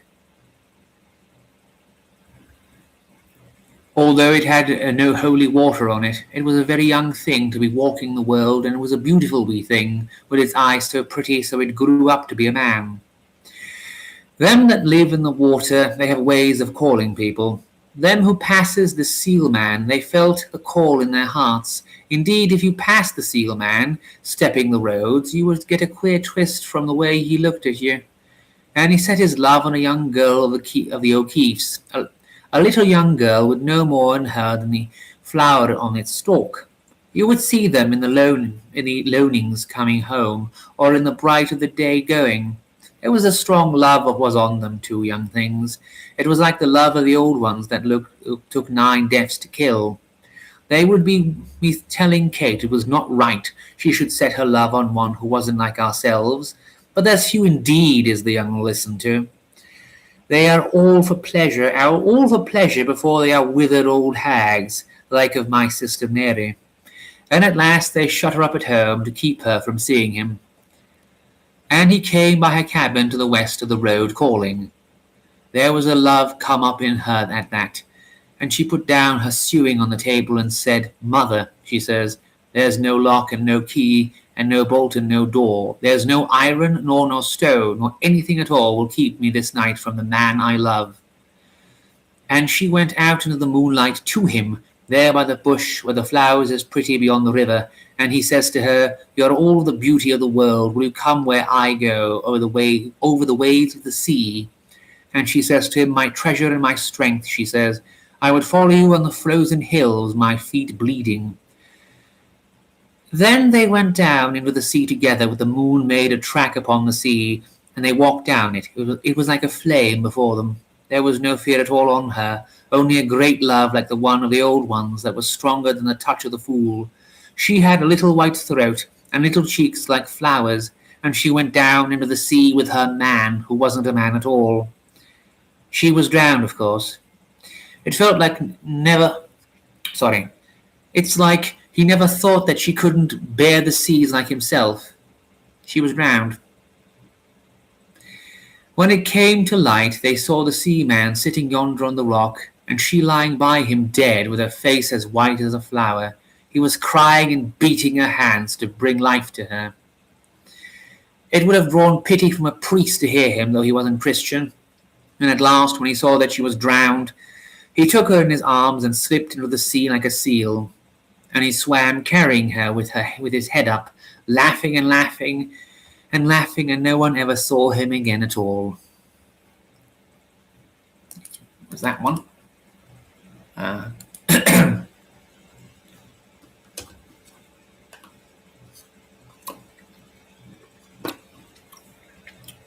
Now, let me see. I think it is this one, yes. I believe it is The Vanishing House. Okay. Let me see if I can find a version of this that will be a bit easier to read than on Gutenberg.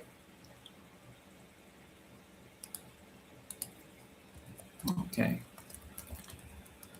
Now to find something appropriate. That would be, but sadly, that's not big enough. So,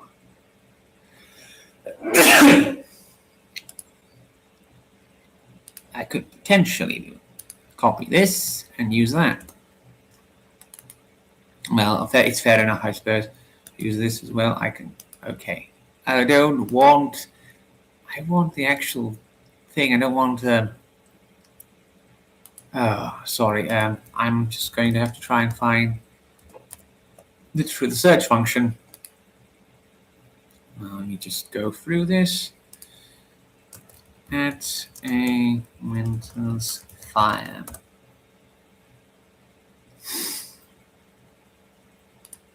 Okay, is that the one?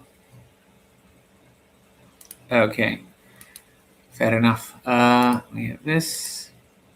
I'm just going to zoom in so I can read it better. Okay. So, let's see. The Vanishing House. That's a good one. It's not the most famous one of this collection, and I can also then read The Voice from the Pit. So, let's share this image. This is the collection we're reading, and now let's see. I believe, yes, The Vanishing House. Okay. If I can find it. Hold on. Darn.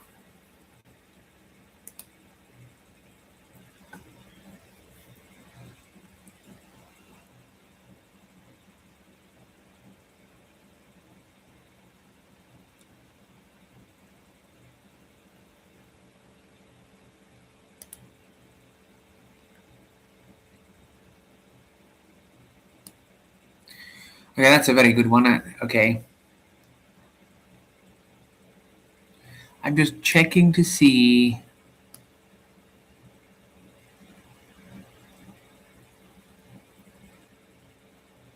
Oh, yes, that's William Tyrwhitt's copy. That was the one. Okay, that's page 99. Hold on a second. That's the story I've been trying to find for a while, but I wasn't able to. Dark Dignum is very good, but I want to start with this one. Hold on. I need to find it. There we go. It's that.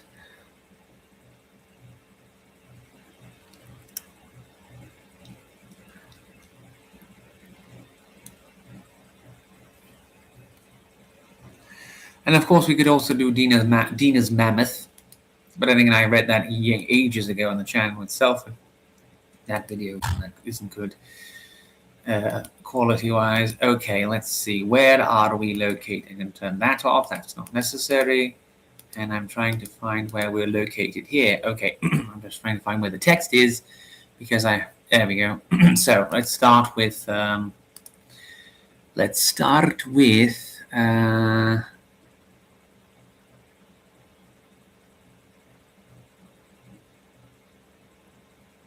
can we? Okay, sorry.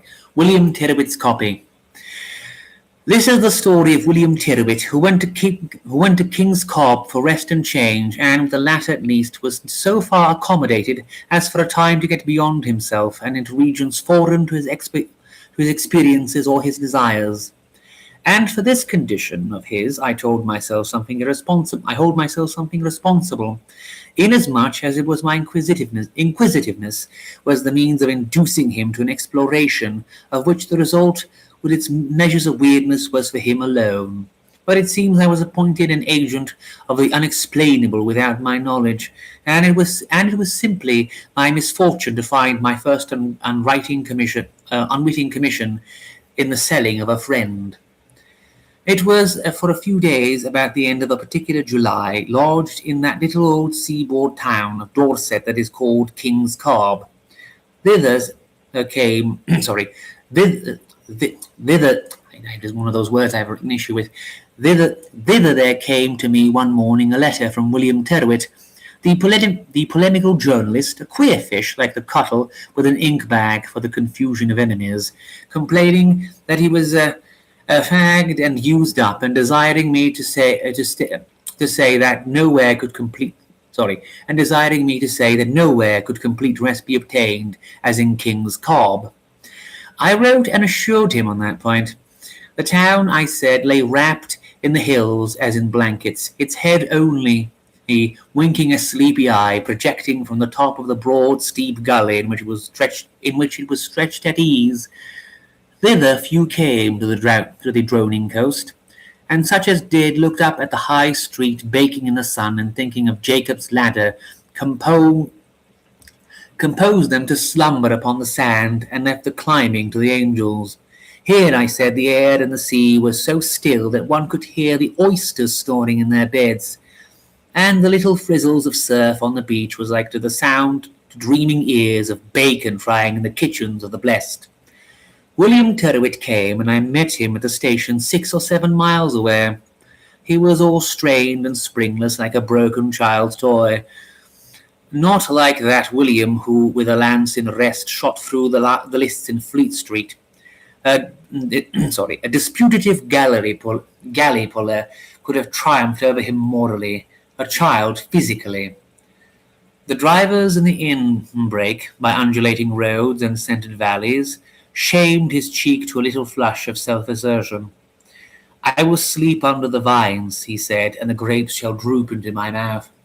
Beware, I answered, lest in King's Cobb your repose should be everlasting. The air of that hamlet has matured like of old port in the bin of its hills, till to drink of it is to swoon. We alighted at the crown of the high street, purposing to descend on foot the remaining distance to the shore. Behold, I exclaimed, how the gulls float in the shimmer, like ashes tossed aloft by the white draught of a fire. Behold these ancient buildings nodding to the everlasting lullaby of the bay waters. The cliffs are black with the heat apoplexy. The lobster is drawn scarlet to its surface. You shall be like an addled egg put into an incubator. So, he said, I shall rest and not hatch. The very fault is like sweet oil on a burn. He stayed with me a week, and his body waxed wondrous round and rosy, while his eyes acquired a foolish and vacant expression. So it was with me. We rolled together by shore and by road of this sluggard place, like spent billiard balls, and if by chance we canoed, we swerved sleepily apart, until perhaps one would fall into a pocket of the sand, and the other bring up against a cushion of sea-wall. Yet, for all its enervating atmosphere, King's Cobb had its fine traditions of a sturdy independence and a slashing history withal. And its aspect is as picturesque as that of an opera buffet fish harbouring. Is as picturesque as that of an opera buffet fishing harbour. Then, too, its high street, as well as its meandering rivulets of low streets, is rich in buildings venerable and antique. We took an irresponsible, smiling pleasure in noting these advantages, particularly after lunch, and sometimes when an old house was empty, we would go over it and stare at beams and chimney pieces and hear the haunted tale of its fortunes with a faint half-memory in our breasts of that one-time bugbear we had known as copy. But though more than once a flaccid instinct would move us to have out our pencils, we would only end by bunging our foolish mouths with them, as if they were cigarettes, and then vaguely wondering at them for that, being pencils they would not draw. By then we were so sinewless and demoralized that we could hear in the distant strains of a European concert nothing but an orchestra of sweet sounds, and would have given ourselves away in any situation with a pound of tea. Therefore, perhaps, it was well for us that a peremptory summons to town reaching me after 7 days of comradeship with William, I must make shift to collect my faculties with my effects and return to the more bracing climate of Fleet Street. And here, you will note, begins the story of William Tyrwhitt, who would linger yet a few days in that hanging garden of the south coast, and who would pull himself together and collect matter for copy. He found a very good subject that first evening of his solitude. I was to leave in the afternoon, and the morning we spent in aimlessly rambling about the town. Towards midday, a slight shower drove us to shelter under the green veranda of a house standing up from the lower half of High Street that we had often observed in our wanderings. This house, or rather houses, for it was a block of two, was very tall and odd-looking, being all built of clean squares of a whitish granite, and the double porch in the middle base led up to by side-going steps behind thin iron railings, roofed with green-painted zinc. In some of the windows were jalousies, but the general aspect of the exterior was gaunt and rigid, and the whole block bore a dismal, deserted look, as if it had not been lived in for years. Now we had taken refuge in the porch of that half that lay uppermost on the slope, and here we noticed that, at a late date, the building was seemingly in process of repair, painters' pots and brushes lying on window-sill, and a pair of steps showing within through the glass. "They have gone to dinner," said I, supposing we seized the opportunity to explore. We pushed at the door, it yielded. We entered, shut ourselves in, and paused to the sound of our own footsteps echoing and laughing from corners and high places. On the ground floor were 2 or 3 good-sized rooms with modern grates, but cornices, chimney pieces, embrasures, finely Jacobean. There were innumerable understairs and overhead cupboards too, and pantries and closets and passages going off darkly into the unknown.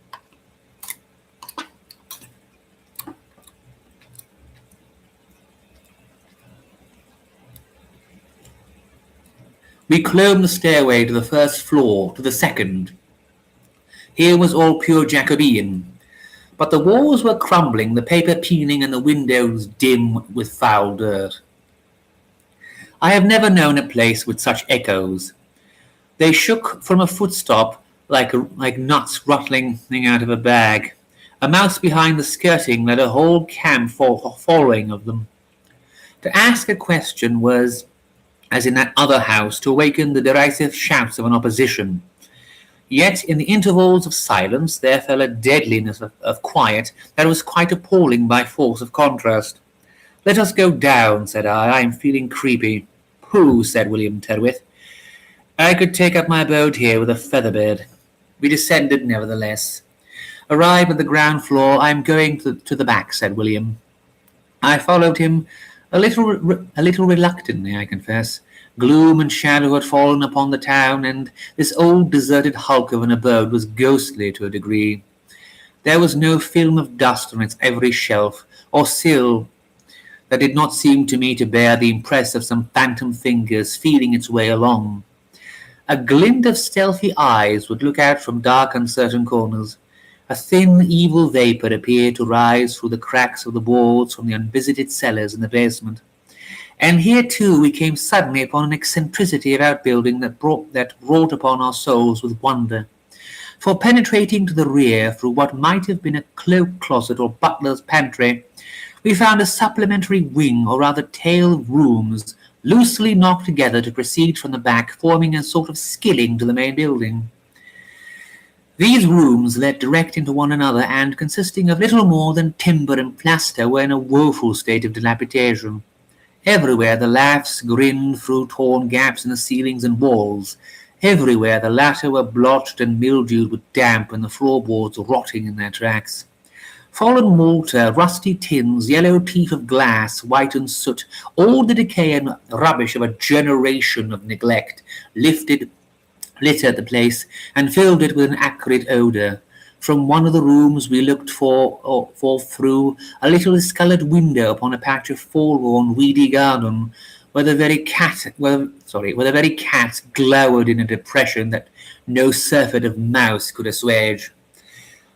We went out on nervous feet, apologetic to the grit they crushed, and when we were come to near the end of this dreary annex, turned off to the left into a short gloom of passage that led to a closed door. Pushing this open, we found a drop of some half-dozen steps, and going gingerly down these, stopped with a common exclamation of surprise on our lips. Perhaps our wonder was justified, for we were in the stern cabin of an ancient West Indiaman.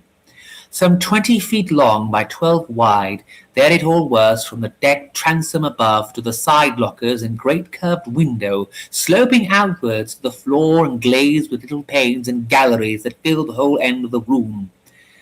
Thereout we looked over the degraded garden to the lower quarters of the town, as if indeed we were perched high up on the waves, and even to a segment of the broad bay that swept by them. But the room itself, what fantasy of old sea-dog or master mariner had conceived it? What palsied spirit, condemned to rust in inactivity, had found solace in his burlesque of shipcraft? To renew the past in such a fixture, to work oneself up to the old glow of flight and action, and then, while one stamped and rocked maniacally, to feel the refusal of so much as a timber to respond to one's fervour of animation. It was a grotesque picture. Now this cherished chamber had shared the fate of the rest.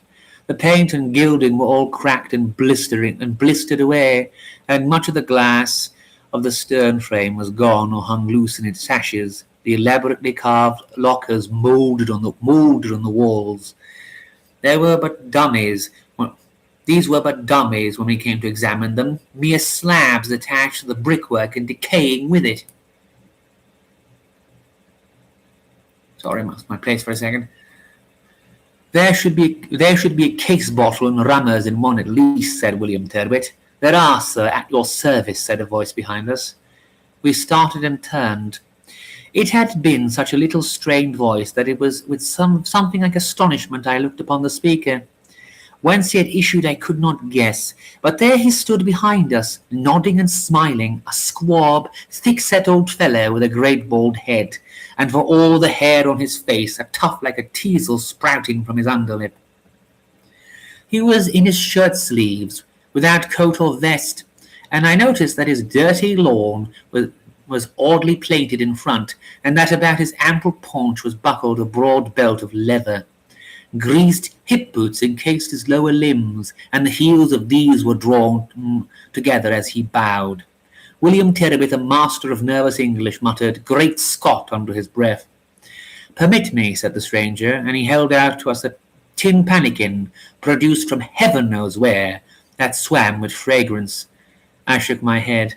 William Tyrwhitt, that fated man, did otherwise. He accepted the vessel and drained it. "It smacks of old Castile," he said, handing it back with a sigh of ecstasy. "Who the devil are you, sir?" The stranger gave a little crow. "Peregrine Iron, sir, at your service. Captain and Peregrine Iron, of the Raven sloop amongst others. You are very welcome to be run of my poor abode." "Yours," I murmured in confusion. "We owe you 1,000 apologies." "Not at all," he said, addressing all his courtesy to William. Me, since my rejection of his beaker, he took pains to ignore. "Not at all," he said. Your intrusion was quite natural under the circumstances. I take a pleasure in being your cicerone. This cabin," he waved his hand pompously, "a fancy of mine, sir, a fancy of mine. The actual material of the latest of my commands, brought hither and adapted to the exigencies of shore life. It enables me to live eternally in the past, a most satisfying illusion. Come tonight and have a pipe and a glass with me." I thought William Tyrwhitt mad. "I will come by all means," he said. The stranger bowed us out of the room. "That is right," he exclaimed. "You will find me here. Goodbye for the present." As we plunged like dazed men into the street, now grown sunny, I turned on my friend. "William," I said, "did you happen to look back as we left the cabin?" "No, I did." "Well, there was no stranger there at all. The place was empty." "Well, you will not go tonight." "You bet I do." I shrugged my shoulders. We walked on a little way in silence. Suddenly my companion turned on me with a most truculent expression on his face. "For an independent thinker," he said, "you are rather a pusillanimous jackass, a man of your convictions to shy to shadow. Fie, sir, fie! What if the room were empty? The place was full enough of traps to permit the place was full enough of traps to permit of Captain Idlen's immediate withdrawal." Much may be expressed in a sniff. I sniffed. That afternoon I went back to town and left the offensive William to his fate. It found him at once. The very day following that of my retreat, I was polishing friezes by gaslight in the dull sitting room of my lodgings in the Lambeth Road when he staggered in upon me. His face was like a sheep's, white and vacant. His hands had caught a trick of groping blindly along the backs of chairs. You have obtained your copy," I said. I made him out to murmur yes in a shaking undervoice. He was so patently nervous that I put him in a chair and poured him out a wine-glass of London brandy. This generally is a powerful emetic, but it had no more effect upon him than water. Then I was about to lower the gas to save his eyes, but he stopped me with a thin shriek. "Light, light," he whispered. "It cannot be too light for me." "Now, William Tyrwhitt," I said by and by, watchful of him, and marking a faint effusion of colour soaked his cheek, "you would not accept me warning you, and you were extremely rude to me. Therefore, you have had an experience." "An awful one," he murmured. "An awful one, no doubt, and to obtain surcease of the haunting memory of it, you must confine its processes to me. But first I must put into you, which is the more pusillanimous, to refuse to submit one's manliness to the tyranny of the unlawful, or to rush into situations you have not the nerve to adapt yourself to. I could not foresee. Neither could I. And that was my very reason for declining the invitation. Now proceed." It was long before he could, but presently he essayed and gathered voice with the advance of his narrative, and even unconsciously threw it into something of the form. And even unconsciously threw into it something the form of copy. And here it is as he murmured it, but with a gasp for every full stop. "I confess I was so far moved by the tone of your protest as, after your departure, to make some cautious inquiries about the house we had visited. I could discover nothing to satisfy my curiosity. It was known to have been untenanted for a great number of years, but as to who was the landlord, whether Captain Iron or another, no one could inform me, and the agent for the property was at the adjacent town where you met me. It was not fortunate indeed in finding that anyone even knew of the oddly appointed room. I was not fortunate enough indeed in finding that I was not fortunate indeed in finding that anyone even knew of the oddly appointed room, but considering that, owing to the time the house had remained vacant, the existence of this eccentricity could be a tradition only with some casual few, my failure did not strike me as being at all bodeful.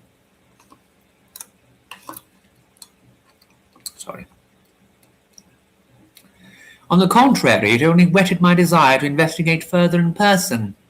and penetrate to the heart of a very captivating little mystery.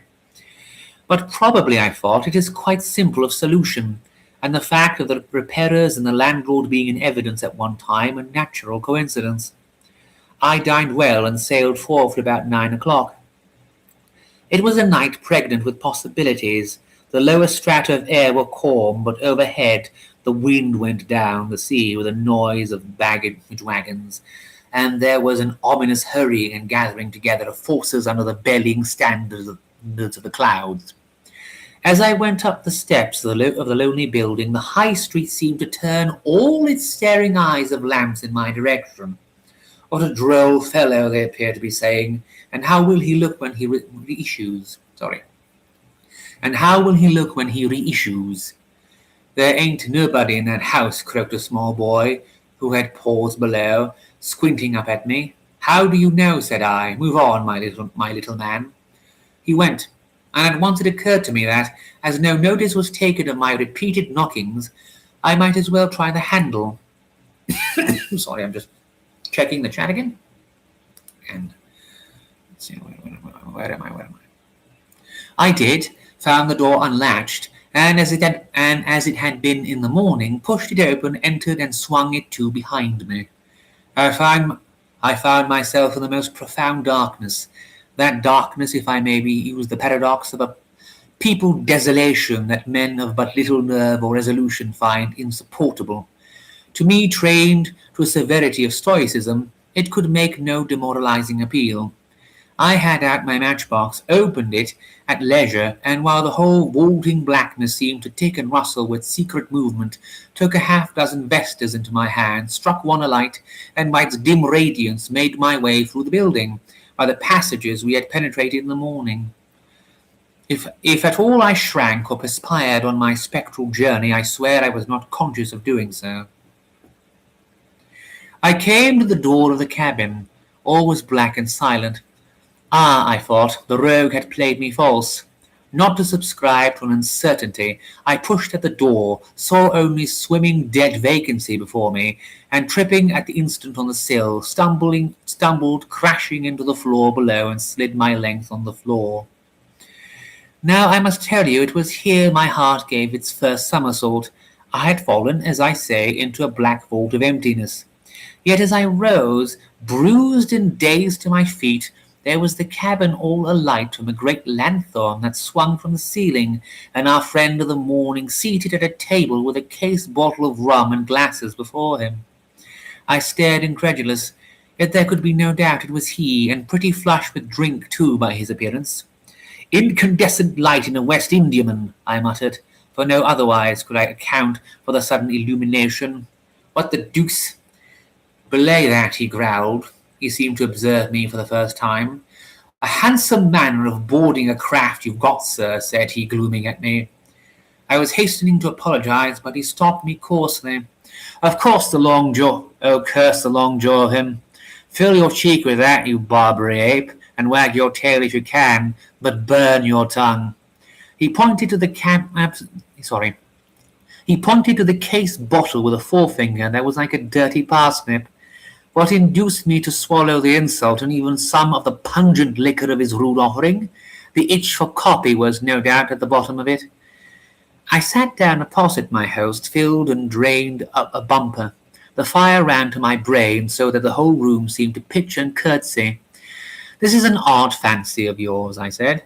What is? Said he. This, I answered, waving my hand around. This freak of turning a back room into a cabin.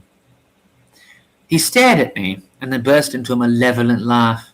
Back room, by thunder, said he. Why, of course, just a step into the garden where the roses and the buttercups be growing.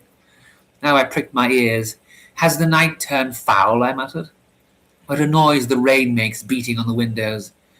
It's like to be a foul one for you, at least, said he, but as for the rain, it's blazing moonlight.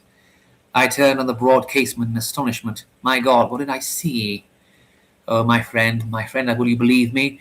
By the melancholy glow that spread therethrough, I saw that the whole room was rising and sinking in rhythmical motion, that the lights of King's Cobb had disappeared, and that in their place was revealed a world of pale and tossing water, the pursuing waves of which leapt and clutched at the glass within conscious fingers. I started to my feet, mad in an instant. "Look, look," I shrieked. "They follow us, they struggle to get at you, you bloody murderer." They came rising on the crests of the billows, they hurriedly fast in our wake, tumbling and swaying, their stretched drowned faces now lifted up to the moonlight, now overwashed in the long trenches of water. They were rolled against the galleries of glass on which their hair slipped like ribbons of seaweed, a score of ghastly white corpses with strained black eyes and pointed stiff elbows crooked up in vain for air. I was mad, but I knew it all now. This was no house, but it was the good ill-fated vessel Rayo, once bound for Jamaica, but on the voyage fallen into the hands of this bloody buccaneer, Paul Hardman, and her crew made to walk the plank and most of her passengers. I knew that the dark scoundrel had boarded and mastered her, and having first fired and sunk his own sloop, had steered her straight for the Cuban coast, making disposition of what remained of the passengers on the way, and I knew that my great-grandfather had been one of these doomed survivors, and that he had been shot and murdered under orders of the ruffian that now sat before me. All this, as retailed by one who sailed for a season under Hardman to save his skin, is matter of old private history. And of common report was it that the monster buccaneer, after years of successful trading in the ship he had stolen, went into secret and prosperous retirement under an assumed name, and was never heard of more on the high seas. But it seemed it was for the great-grandson of one of his victims to play yet a sympathetic part in the grey old tragedy. How did this come to me in a moment, or rather, what was that dream buzzing in my brain of proof and copy and all the same stagnation of a long delirium of order? I had nothing in common with the latter. In some telepathic way, influenced by these past date surroundings, dropped into the very pen of this Procrustes of the seas. I was there to reenact the fearful scene that had found its climax in the brain of my ancestor. I rushed to the window, thence back to within a yard of the glowering buccaneer before whom I stood with tossed arms with a wild menacing. "They follow you," I screamed. "Passive, relentless, and deadly, they follow in your wake and will not be denied. The strong, the helpless, the coarse, and the beautiful, all you have killed and mutilated in your wanton devilry. They are on your heels like a pack of spectre hounds, and sooner or later they will have you in their cold arms and hale you down to the secret places of terror. Look at Beston, who leads with a fearful smile on his mouth. Look at that pale girl you tortured, whose hair writhes and lengthens, a swarm of snakes noising the hull for some open porthole to enter by. Dog and devil, you are betrayed by your own hideous cruelty." He rose and struck at me blindly, staggered, and found his filthy voice in a shriek of rage. "Jorinder, make hell of the gallery, fire, heat some irons red, and fetch up a bucket of pitch. We'll learn this dandy galoot his manners." Wrought to the snapping point of desperation, I sprang at and closed with him, and we went down on the floor together with a heavy crash. I was weaponless, but I could choke and strangle him with my hands. I had him under, my fingers crooked in his throat. His eyeballs slipped forward like banana ends squeezed from their skins. He could not speak or cry, but he put up one feeble hand and flapped it aimlessly. At that, in the midst of my fury, I glanced above me and saw a press of dim faces crowding a dusk hatch, and from them a shadowy arm came through, pointing a weapon, and all my soul reeled sick, and I only longed to be left time to destroy the venomous horror beneath me before I passed. It was not to be. Something, a physical sensation like the jerk of a hiccup, shook my frame, and immediately the waters of being seemed to burst their dam and flow out peacefully into a valley of rest. William Tyrwhitt paused and said, "Well?" "And well," said I. "You see me here," he said. "I woke this morning and found myself lying on the floor of that shattered and battered closet, and a starved demon of a cat licking up something from the boards.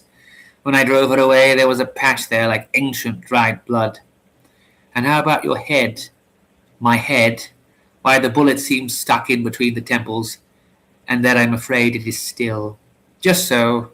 Now, William Tyrwhitt, you must take a Turkish bath and some cooling salts, and then come and tell me all about it again. Ah, you don't believe me, I see. I never supposed you would. Good night. But when he was gone, I sat ruminating. That Captain Iron, I thought, walked over the great rent in the floor without falling through. Well, well. So that's that particular story.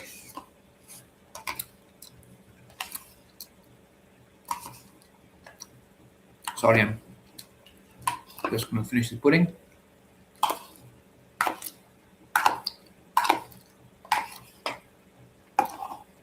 And I believe, that we may finish off with one more tale from Capes from this collection, which is a rather short one. I believe it is at the very end, if my memory serves. Yes, here we go. Now, this story is called A Voice from the Pit. Signor, we are arrived, whispered the old man in my ear, and he put out a sudden cold hand, corded like melon rind, to stay me in the stumbling darkness. We were on a tilted tableland of the mountain, and looking forth and below, the far indigo crescent of the bay, where it swept toward Castlemaine, seemed to rise up at me, as if it were a perpendicular wall across which the white crests of the waves flew like ghost moths. We skirted a boulder and came upon a field of sleek purple lava, sown all over with little lemon jets of silent smoke, which in their worn and melancholy glow might have been the corpse lights of those innumerable dead whose tombstone was the mountain itself. Far away to the right, the great projecting socket of the crater flickered intermittently with a nerve of fire. It was like the glinting of the watchful eye of some vast crustacean, and in that harsh and stupendous desolation seemed the final crown and expression of utter inhumanity. I started upon hearing the low whisper of my companion at my ear. In the bay yesterday the Signor saved my life. I give the Signor in return my light secret. He seized my right hand in his left with a sinewy clutch and pointed a stiff finger at the luminous blots. See there, and there, he shrilled. One floats and wavers like a spineless ribbon of seaweed in the water. Another burns with a steady radiance. A third blares with its fissures like a flame driven by the blowpipe. It is all a question of the underdraught, and some may feel it a little, some a little more or a little less. But I will show you one that feels it not at all, a hole, a narrow shaft that goes straight down into the pit of the great hell, and it is as cold as the mouth of Barbel. The bones on his face stood out like rocks against sand, and the pupils of his maniac eyes were glazed or fell into shadow as the volcano lightnings fluttered. Suddenly he drew me to a broken pile of sulphur rock lying tumbled against a ridge of the mountain that ran toward the crater. It lay heaped, a fuse and fantastic ruin, and in a moment the old man leapt from me, and was tugging by main strength a vasty fragment from its place. I leaned over his shoulder and looked down upon the hollow revealed by the displaced boulder. It was like the bell of a mighty trumpet, and in the middle of a puckered opening seemed to suck inwards as it were the mouth of some subterranean monster risen to the surface of the world for air. Quick, quick, muttered Paolo. The Signor must place his ear to the hole. With a little odd stir at my heart, I dropped upon my knees and leaned my head deep into the cup. I must have stayed thus for a full minute before I drew myself back and looked up at the old mountaineer. His eyes gazed down into mine with mad intensity. Si, he whispered, what didst thou hear? I heard a long, surging thunder, Paolo, and the deep, shrill screaming of many gas jets. He bent down with a livid face. Signor, it is the booming of the everlasting fire, and thou hast heard the voices of the damned. No, my friend, no, but it is a marvellous transmission of the uproar of hidden forces. He leapt to the shallow pit. Listen and believe, he cried, and funneling his hands about his lips, he stooped over the central hole. Marco, he screeched in a piercing voice. Something answered back. What was it? A malformed and twisted echo? A whistle of imprisoned steam tricked into some horrible caricature of a human voice? Paolo! It seemed to wail, weak and faint with agony. L'arqua! L'arqua, Paolo! The old man sprang to his feet, and looking down upon me in a sort of terrible triumph, unslung a water cask from his belt, and pulling out the cork, poured the cold liquid down into the puckered orifice. Then I felt the clutching on my arm again. He drinks, he cried. Listen, and thou will understand. I rose with the ghost of a laugh, and once more addressed my ear to the opening.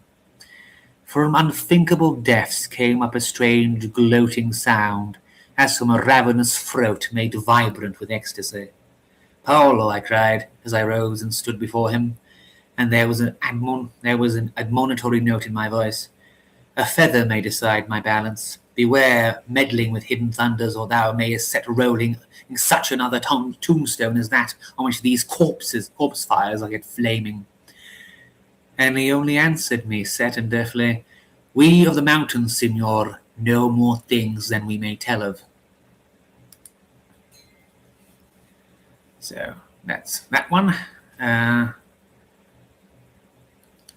was wondering if perhaps we could go and let's see. Yes, there's the. How long was Dina's Mammoth again? Because I read that one before. Let me just go to the contents page and see.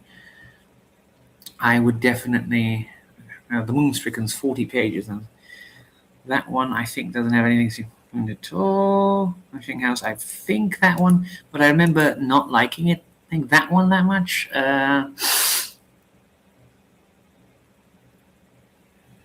So let's see.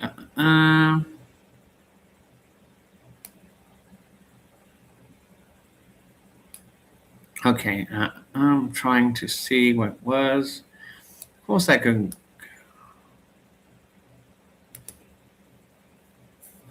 Okay. okay. Let me just find the particular. Yes, Dark Dignum is only. It's not that long, actually. Let me just check and see.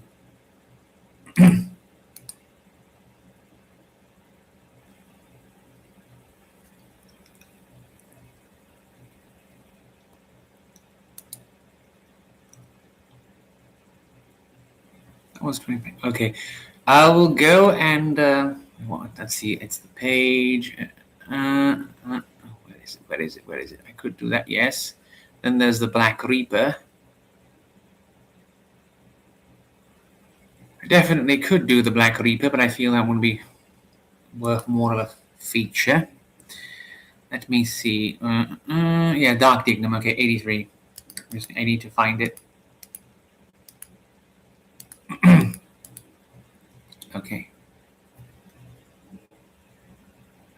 Okay. Now, as to the story Dark Dignum. I'd no go higher, sir, said my landlady's father. I made out his warning through the shrill piping of the wind, and stopped and took in the plunging seascape from where I stood. The boom of the waves came up from a vast distance beneath. Sky and the horizon of running water seemed hurrying upon us over the lip of the rearing cliff.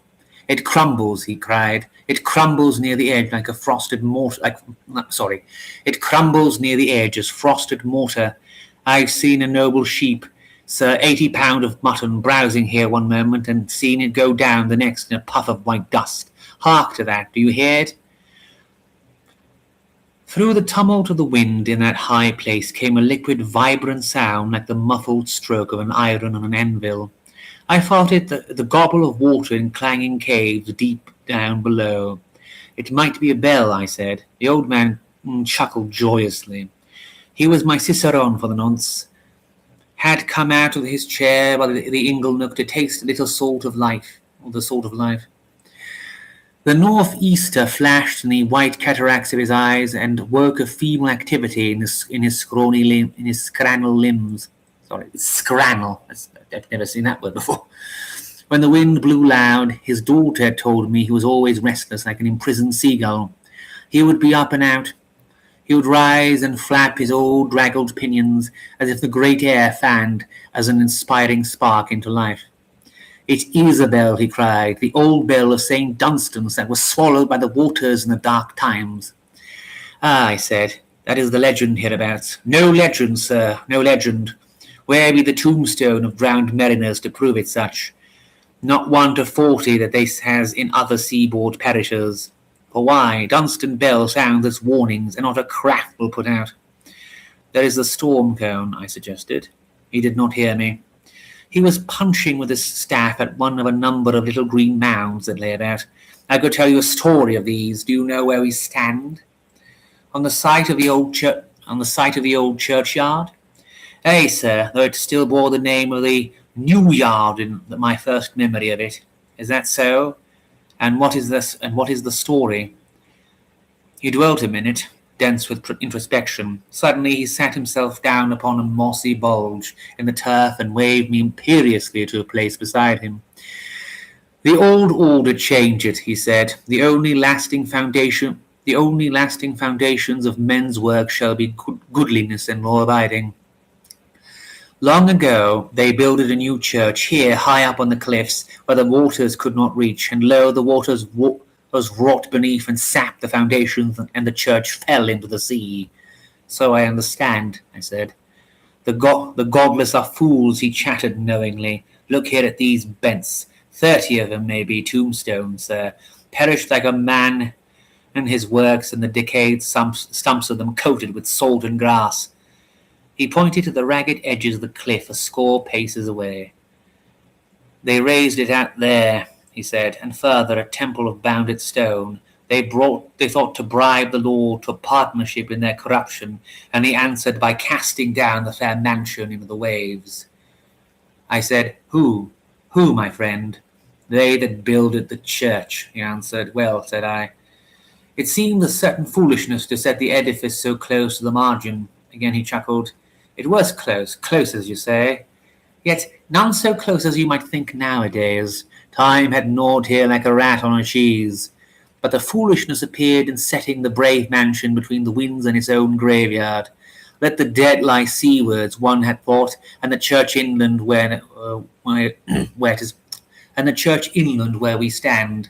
So had the bell rung to this day, and only the charnel bones flaked piecemeal into the sea. Certainly to have done so would show the better providence. Sir, I said the foolishness appeared, but I tell you there was foresight in this deposition, in neighbouring the buildings to the cliff path, for so they could the easier enter unobserved and store their kegs of Mantis brandy in the belly of the organ. They? Who were they? Why, who but 2/3 of all Dunburg? Smugglers? It was a nest of them, traffickers in the eternal fire of weekdays, and on the Sabbaths, but who so sanctimonious? But honesty comes not from the washing, like a clean shirt, nor can the piety of one day purge the evil day of 6. They built their church anigh the margin, forasmuch as it was handy, and that they thought, surely the Lord will not undermine his own. A rare community of blasphemers, from the parson that took his regular toll of the organ lot, to him that sounded the keys and pulled out the joyous stops, as if they were so many spigots to what lay behind. Of when do you speak? I speak of now a century and a half ago. I speak of the time of the 7 Years' War, and of Exciseman Jones, that 20 years after he were buried, took his revenge on the cliffside of on the man that done him to death. And who was that? They call him Dark Dignum, sir, a great feet smuggler, and as wicked as he was bold. Is your story about him? Aye, it is, and of my grandfather. They were a boy when they laid, and was glad to lay the exciseman deep as they could dig, for the sight of his sooty face in his coffin was worse than a bad dream. Why was that? The old man edged closer to me and spoke in a sibilant voice. He were murdered, sir, foully and horribly, for all they could never bring it home to the culprit. Will you tell me about it? He was nothing, love. The wind, the place of perished tombs, the very wild blowing locks of withered apple John were eerie accompaniments to the tale he pumped in my ear. When my grandfather were a boy, he said, there lighted in Dunburg exciseman Jones. Perhaps the village had gained an ill reputation. Perhaps exciseman Jones's predecessor had failed to secure the confidence of his executive. At any rate, the new man was little to the fancy of the village.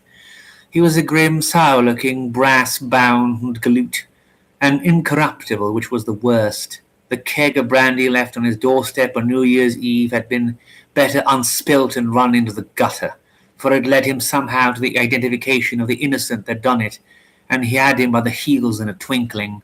The squire snorted at the man, and the parson looked askance, but dark Dignum, he swore he'd be even with him if he swung for it. They was hurt and surprised, that was the truth, over the scrupulosity of certain people, and feeling ran high against exciseman Jones. At that time, dark Dignum was a young man with a reputation above his years for profaneness and audacity. Ugly things there was said about him, and amongst many wicked he was feared for his wickedness. Exciseman Jones had his eye on him, and that was bad for exciseman Jones. Now one murk December night, exciseman Jones staggered home with a bloody long slice down his scalp, and the red drip from it spotting the cobblestones. Somewhat fell on him from a winder, said Dirk Dignum, and a little later, as he were drinking himself hoarse in the Black Boy. Somewhat fell on him, retributive as you might call it. For, would you believe it, the man had at the moment been threatening me. He did. He said, I know damn well about you, Dignum, and for all your damn ingenuity I'll bring you with a cackle to the ground yet. What had happened, nobody knew, sir, but exciseman Jones was in his bed for a fortnight, and when he got on his legs again it was pretty evident that there was a hate between the two men that only blood spilling could satisfy. So far as is known, they never spoke to one another again. They played their game of death in silence, the lawful cold and unfathomable, the unlawful swaggering and cruel, and 20 years separated the first move and the last.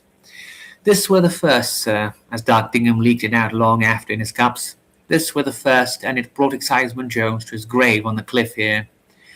It were a deep, soft summer night, and the young smuggler sat by himself in the long room of the Black Boy.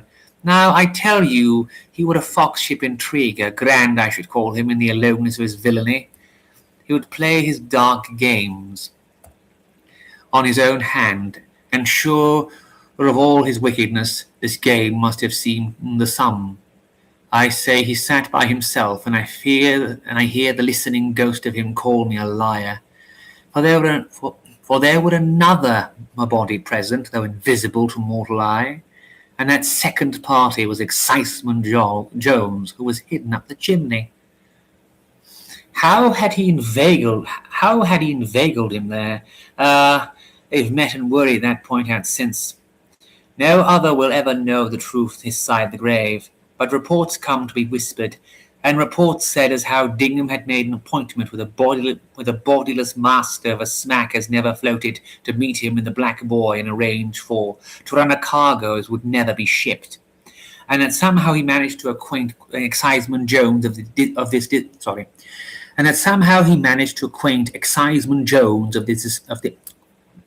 this dissembling appointment, and to secure his presence in hiding to witness it. That's conjecture, for Dignum never let on so far. But what is known for certain is that exciseman Jones, who was as daring and determined as his enemy, perhaps more so, for some reason was in the chimney, armed to a grating in which he had managed to lower from the roof, and that he could, if given time, have scrambled up again with difficulty, but was debarred from going lower. And further, this is known that, as Dignum sat on, pretending to yawn and hugging his black intent, a little soot plopped down the chimney and scattered on the coals of the laid fire beneath. Ah, that curseless waiting, he said. The room's as chill as a belfry, and he got to his feet with a secret grin and strolled to the hearthstone. I wonder, said he, will the landlord object if I venture upon a glint of fire for comfort's sake? And he pulled out his flint and steel and struck a spark, and with no more feeling than he expressed in lighting a pipe, set the flame to the sticks. The trapped rat above never stirred or gave tongue. My God, what a man! Such a nature could afford to bide and bide, for 20 years it need be. Dignum would have enjoyed the sound of a cry, but he never got it. He listened with a grin fixed on his face, and of a sudden he heard a scrambling struggle, like as a dog with a colic jumping at a wall. And presently, as the sticks blazed and the smoke rose denser, a thick coffin as of a consumptive man under the bedclothes. Still no cry, nor any appeal for mercy. No, not from the time he lit the fire till a horrible rattle come down, which was the last twitches of something that choked and died in the sooty grating above. When all was quiet, Dignum, he knocks with his foot on the floor and sits himself down before the hearth with his face like a pillow for innocence. I were chilled and lit it, says he to the landlord. You don't mind? Mind? Who would have ventured to cross dark Dignum's fancies? He gave a boisterous laugh and ordered in a double noggin of humming stuff. Here, he says, when it comes, is to the health of Exciseman Jones, that swore to bring me to the ground. To the ground, mutters a thick voice from the chimney. My God, says the landlord, there's something up there.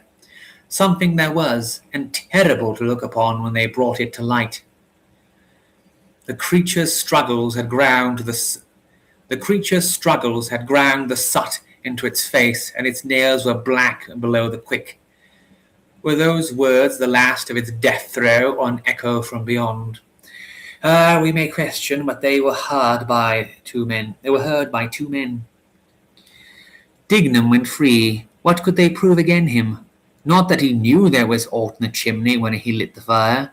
The others would scarcely have acquainted him of his plans, and Exciseman Jones was hurried into his grave alongside the church up here. And therein he lay for 20 years. Despite that, not a 12-month after his coming, the sacrilegious house itself sunk roaring into the waters. Sorry, I have a message. I have to check messages. Hold on a second.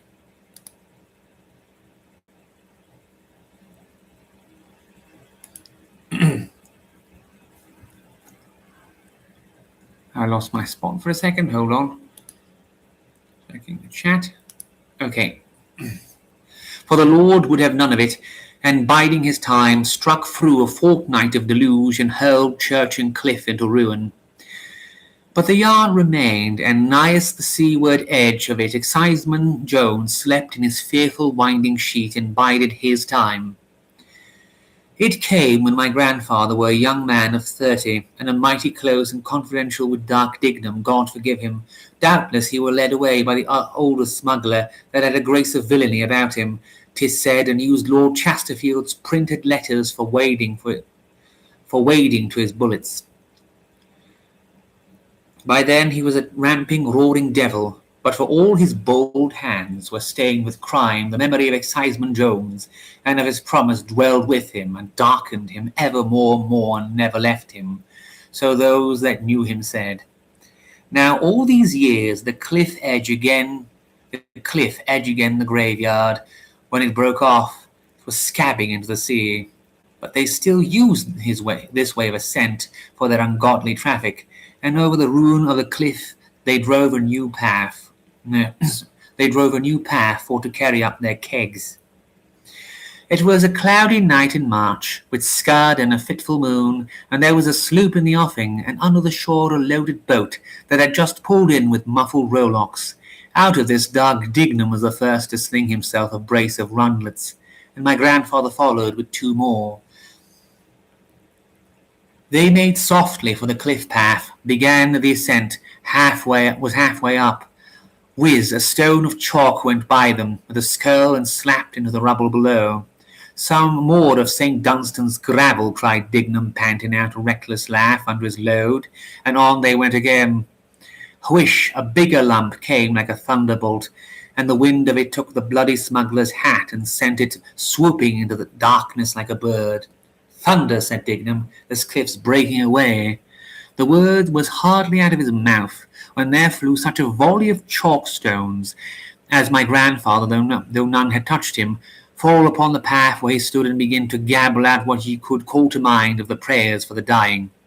He was in the midst of it when he heard a scream come from his companion as froze the very marrow in his bones.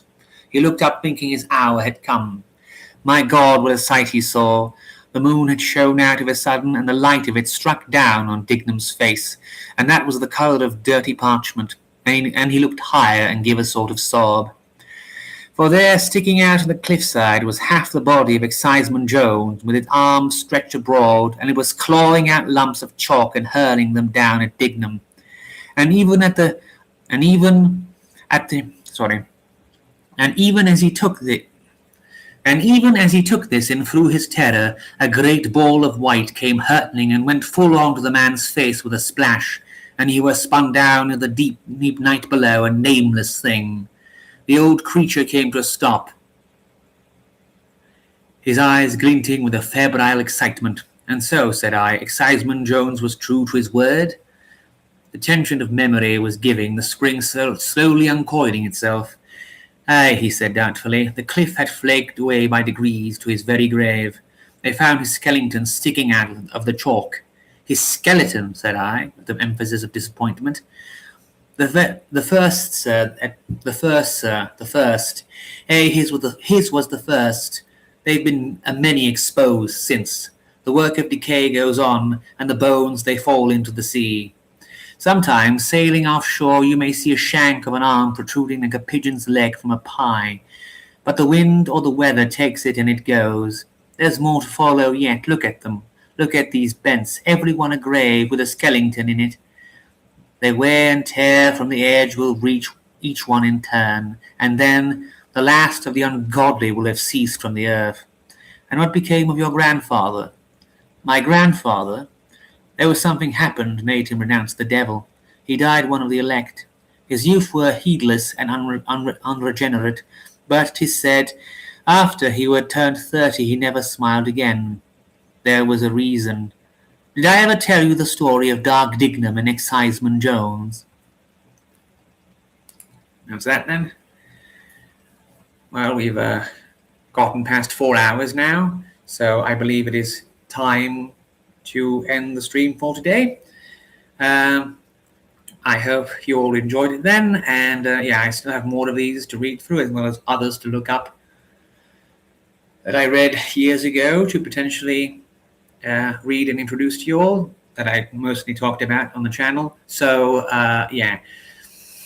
and once again, for those watching and those possibly watching the VOD later, do consider going in the description and possibly contributing a bit to our continuing emergency fund that we require at the moment to pay necessary expenses, specifically rent.